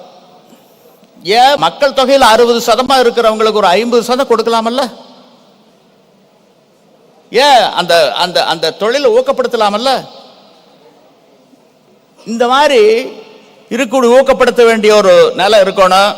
அடுத்தது பார்த்தீங்கன்னா மேலை நாடுகளில் வளர்ந்த நாடுகளில் தடை செய்யப்பட்ட தொழில்களுக்கு சிவப்பு கம்பளை விரிச்சு விட்டதனுடைய விளைவு, கடந்த காலத்தில் விட்டதனுடைய விளைவு நிலம், நீர், காற்று, ஆகாயம் எல்லாம் மாசுபட்டு போச்சு. இன்னைக்கு நாடு உலகத்தினுடைய குப்பை தொட்டியாக ஆக்கப்பட்டு இருக்கின்றது. இதற்கு தீர்வு கண்டேதான் ஆக வேண்டும். நீங்க அடுத்து இந்த கலப்படம்னு சொல்லும் போது பார்த்தீங்கன்னா கலப்படம் இல்லாத இடமே கிடையாது. உணவிலிருந்து உயிர்காக்கும் மருந்து வரலும் கலப்படம் எல்லா இடங்கள்லயும் இருக்குது. பாலில் 69% கலப்பட பால்னு மத்திய அரசு ஒத்துக்கிறாங்க. பழங்கள் அத்தனையுமே கார்போஹைட்ரேட் போட்டு தான் பழுக்க வைக்கிறாங்க. சமையல் என்ன கலப்படம் இல்லாத எண்ணெய்களே கிடையாது. உணவிலிருந்து உயிர்காக்கும் மருந்து வரலும் எல்லாம் கலப்படம். இந்த கலப்படத்தை இரும்பு கரம் கொண்டு அடக்கினால் பாயில் படுத்து நோயில் சாகக்கூடிய நோயாளிகளோட எண்ணிக்கை குறையும். அப்படி ஒரு நிலை வருகின்ற பொழுது இப்ப இருக்கக்கூடிய மருந்து கடைகளில் 75% காணாது போகும். மருத்துவமனைகளில் பாதியை மூட வேண்டியதா இருக்கு. மருத்துவ படிப்பின் மீதான மவுசு குறையும். நீட்டு காணாம போகும். நீட்டு ஒழிக்கிறதுக்கு இதுதான் வழி. யாராச்சும் பேசுறோமா? அடுத்து பார்த்தீங்கன்னா இன்னைக்கு இருக்கக்கூடிய நிலையில சீக்கிரம் முடிச்சுக்கிறேன். அரசியல் கட்சிகள் ஆட்சியை பிடிப்பதற்கும் பிடித்த ஆட்சியை தக்க வைத்துக் கொள்வதற்கும் தேவையற்ற இலவசங்களை முன்னிறுத்தி கொண்டு வந்தால் இந்த நாடு பெரும் நெருக்கடிக்கு ஆளாகும். ஜனநாயகம் கேள்விக்குறியாகும். திட்டமிடல் வேண்டும்.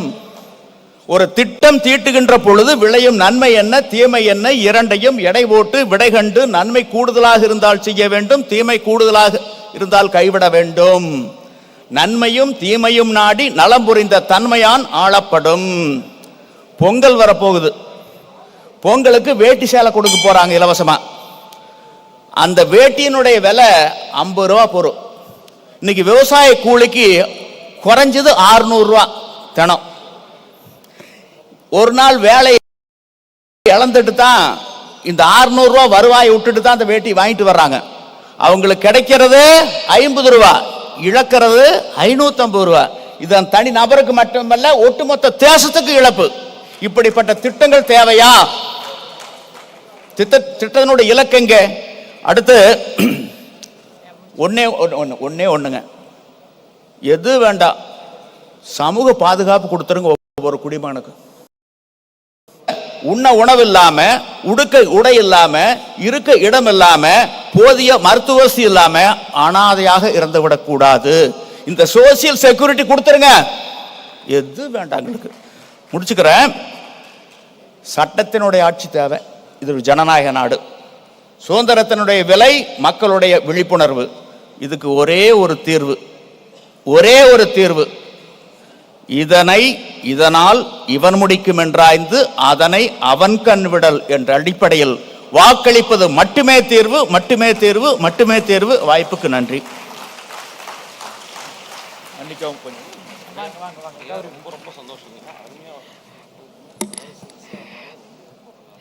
The former Sri Nallasamy started off with water sharing, talked about the farming practices and how natural farming is very important, and finally made his pinpoint with no freebies as the most important point he focused here. May I now request Sri Gokula Das, former Joint Director, Environment Engineer, Tamil Nadu Pollution Control Board, to honor our farmer Nallasamy Chinimalai and a volunteer of Voice of. இவை இரண்டுமே புரிதலின்மையினுடைய வெளிப்பாடுகள், அரசியலமைப்பு சட்டத்துக்கு எதிரானவை. எதற்காக தமிழ்நாடு அரசிடம் கள்ளுக்கு அனுமதி கேட்க வேண்டும்? 1950 ஜனவரி 26 அரசியலமைப்பு சட்டம் நடைமுறைக்கு வந்தது. அந்த சட்டம் கொடுத்திருக்கும் உணவு தேடும் உரிமைதான் கள் இறக்குவதும் பருகுவதும். கலப்படத்தை காரணம் காட்டி தமிழ்நாடு அரசு அநியாயமாக இந்த உரிமையை பறித்து கொண்டது. பக்கத்தில் பாண்டியில், கேரளாவில், தெலங்கானா, ஆந்திரா, அண்டை மாநிலங்கள், உலக அளவில் எங்கும் கள்ளுக்கு தடை கிடையாது. அங்கே கலப்படம் செய்வாங்கல்ல, அந்த அரசுகள் எல்லாம் கலப்பட. Assembled here. My name is Swami Anukulananda. From the morning we've been hearing a lot of people who have been speaking so powerfully. Of course there is air conditioning.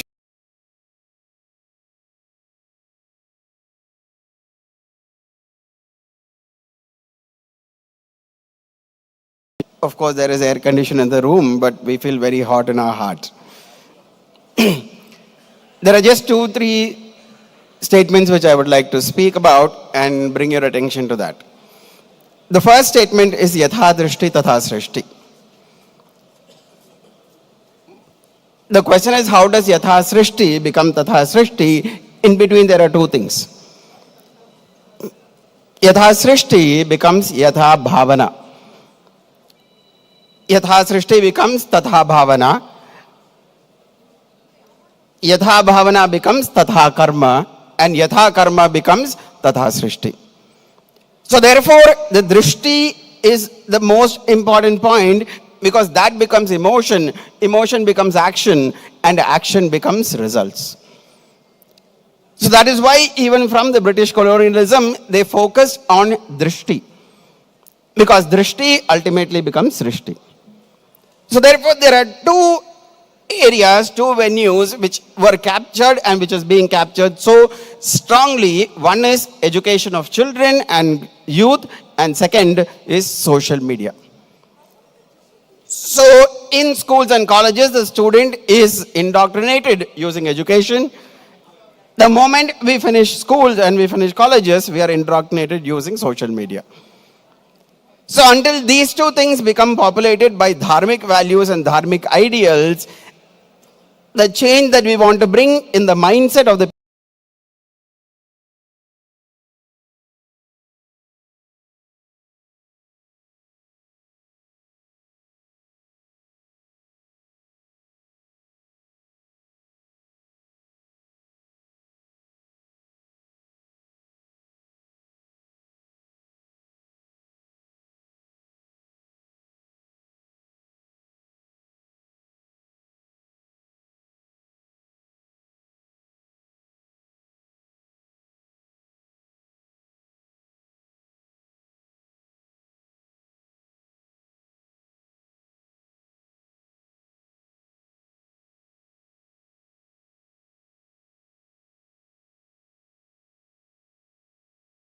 Hi, என் நேம் ஷப்மிலா.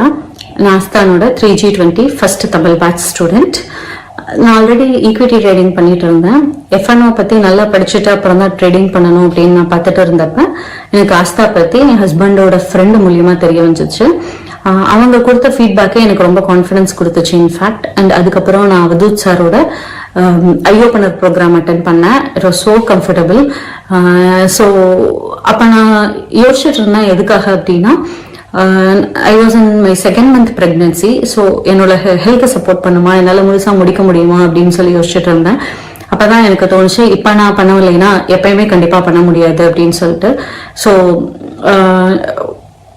என் health support பண்ணுங்கிற கான்ஃபிடென்ஸோட full 4 month கோர்ஸ்க்கும் நான் fees கட்டி join பண்ணிட்டேன்.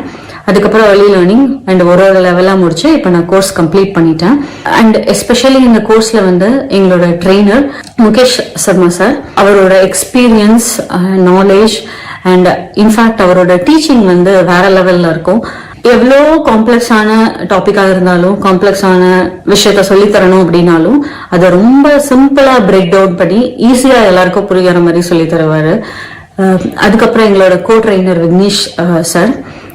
So அவரோட patience and என்ன டைம்னாலும் என்ன கொஸ்டின்ஸ்னாலும் பொறுமையாக உட்காந்து கிளாரிஃபை பண்ணி அவங்களோட பர்சனல் எக்ஸ்பீரியன்சஸ் எல்லாம் ஷேர் பண்ணி எங்களுக்கு ரொம்ப கான்ஃபிடன்ஸ் கொடுத்தாங்க. ஆல்சோ எங்களோட மானிட்டர்ஸ், எஸ்பெஷலி விஜி சார், இவங்க எல்லாருமே ட்ரெயினர், கோ ட்ரெயினர், விஜி சார், எல்லாரும் மானிட்டர்ஸ் எல்லாருமே எஸ்பெஷலா நைட்டு 12 மணி 1 மணிக்கு கூட ஃபுல் எனர்ஜியோட உட்காந்து கிளாஸ் எடுத்துட்டு இருப்பாங்க. எவ்வளவு நேரம் டவுட் கேட்டாலும் எல்லாரோட டவுட்டையும் கிளாரிஃபை பண்ணிட்டு தான் ஆக்சுவலா கிளாஸே க்ளோஸ் பண்ணுவாங்க. அந்த அளவுக்கு அவங்களோட டெடிகேஷன், சப்போர்ட் கம்ப்ளீட்டா ட்ரைனிங் ஃபுல்லா இருந்தது. ஆல்சோ இவங்களோட சப்போர்ட் சிஸ்டம் ரொம்ப சூப்பரா இருக்கு. சொல்லப்போனா இப்ப நாங்கள் கோர்ஸ் முடிச்சிட்டோம். இதுக்கப்புறம் எனக்கு தெரியல, என்னோட maybe because of my personal reasons எனக்கு கொஞ்சம் ஹிக்கப்ஸ் இருக்கலாம். But still I feel confident that என்னால் இப்போ ட்ரேடிங் எடுக்க முடியுது with proper hedging and money management, risk மேனேஜ்மெண்ட்டோட. ஆல்சோ நாளைக்கு எனக்கு ஏதாவது நான் ப்ராப்ளம் ஃபேஸ் பண்ணாலும் இல்லை எனக்கு ஏதாவது தெரியலன்னா கூட இவங்களோட regular satsang and support system மூலயமா என்னால் ஈஸியாக பீப்புளை ரீச் அவுட் பண்ணி என்னோட ப்ராப்ளம்ஸை சால்வ் பண்ணிக்க முடியும் அப்படிங்கிற கான்ஃபிடன்ஸ் ரொம்ப கொடுத்துருக்காங்க. So I am looking forward to be with the Aastha team and grow with them. I would like to thank all these trainers and co-trainers, monitors.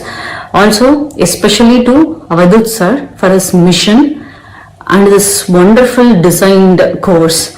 Thank you, sir. Thank you so much. To register for our upcoming stock market eye-openers, click on the Book Now button.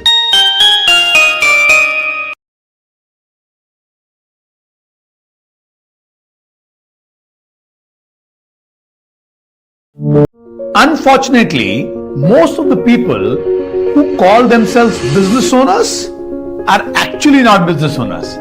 In reality, they are self-employed. And yes, there is a difference between the two. A self-employed person can call himself on his visiting card a CEO, managing director, or any. Agra से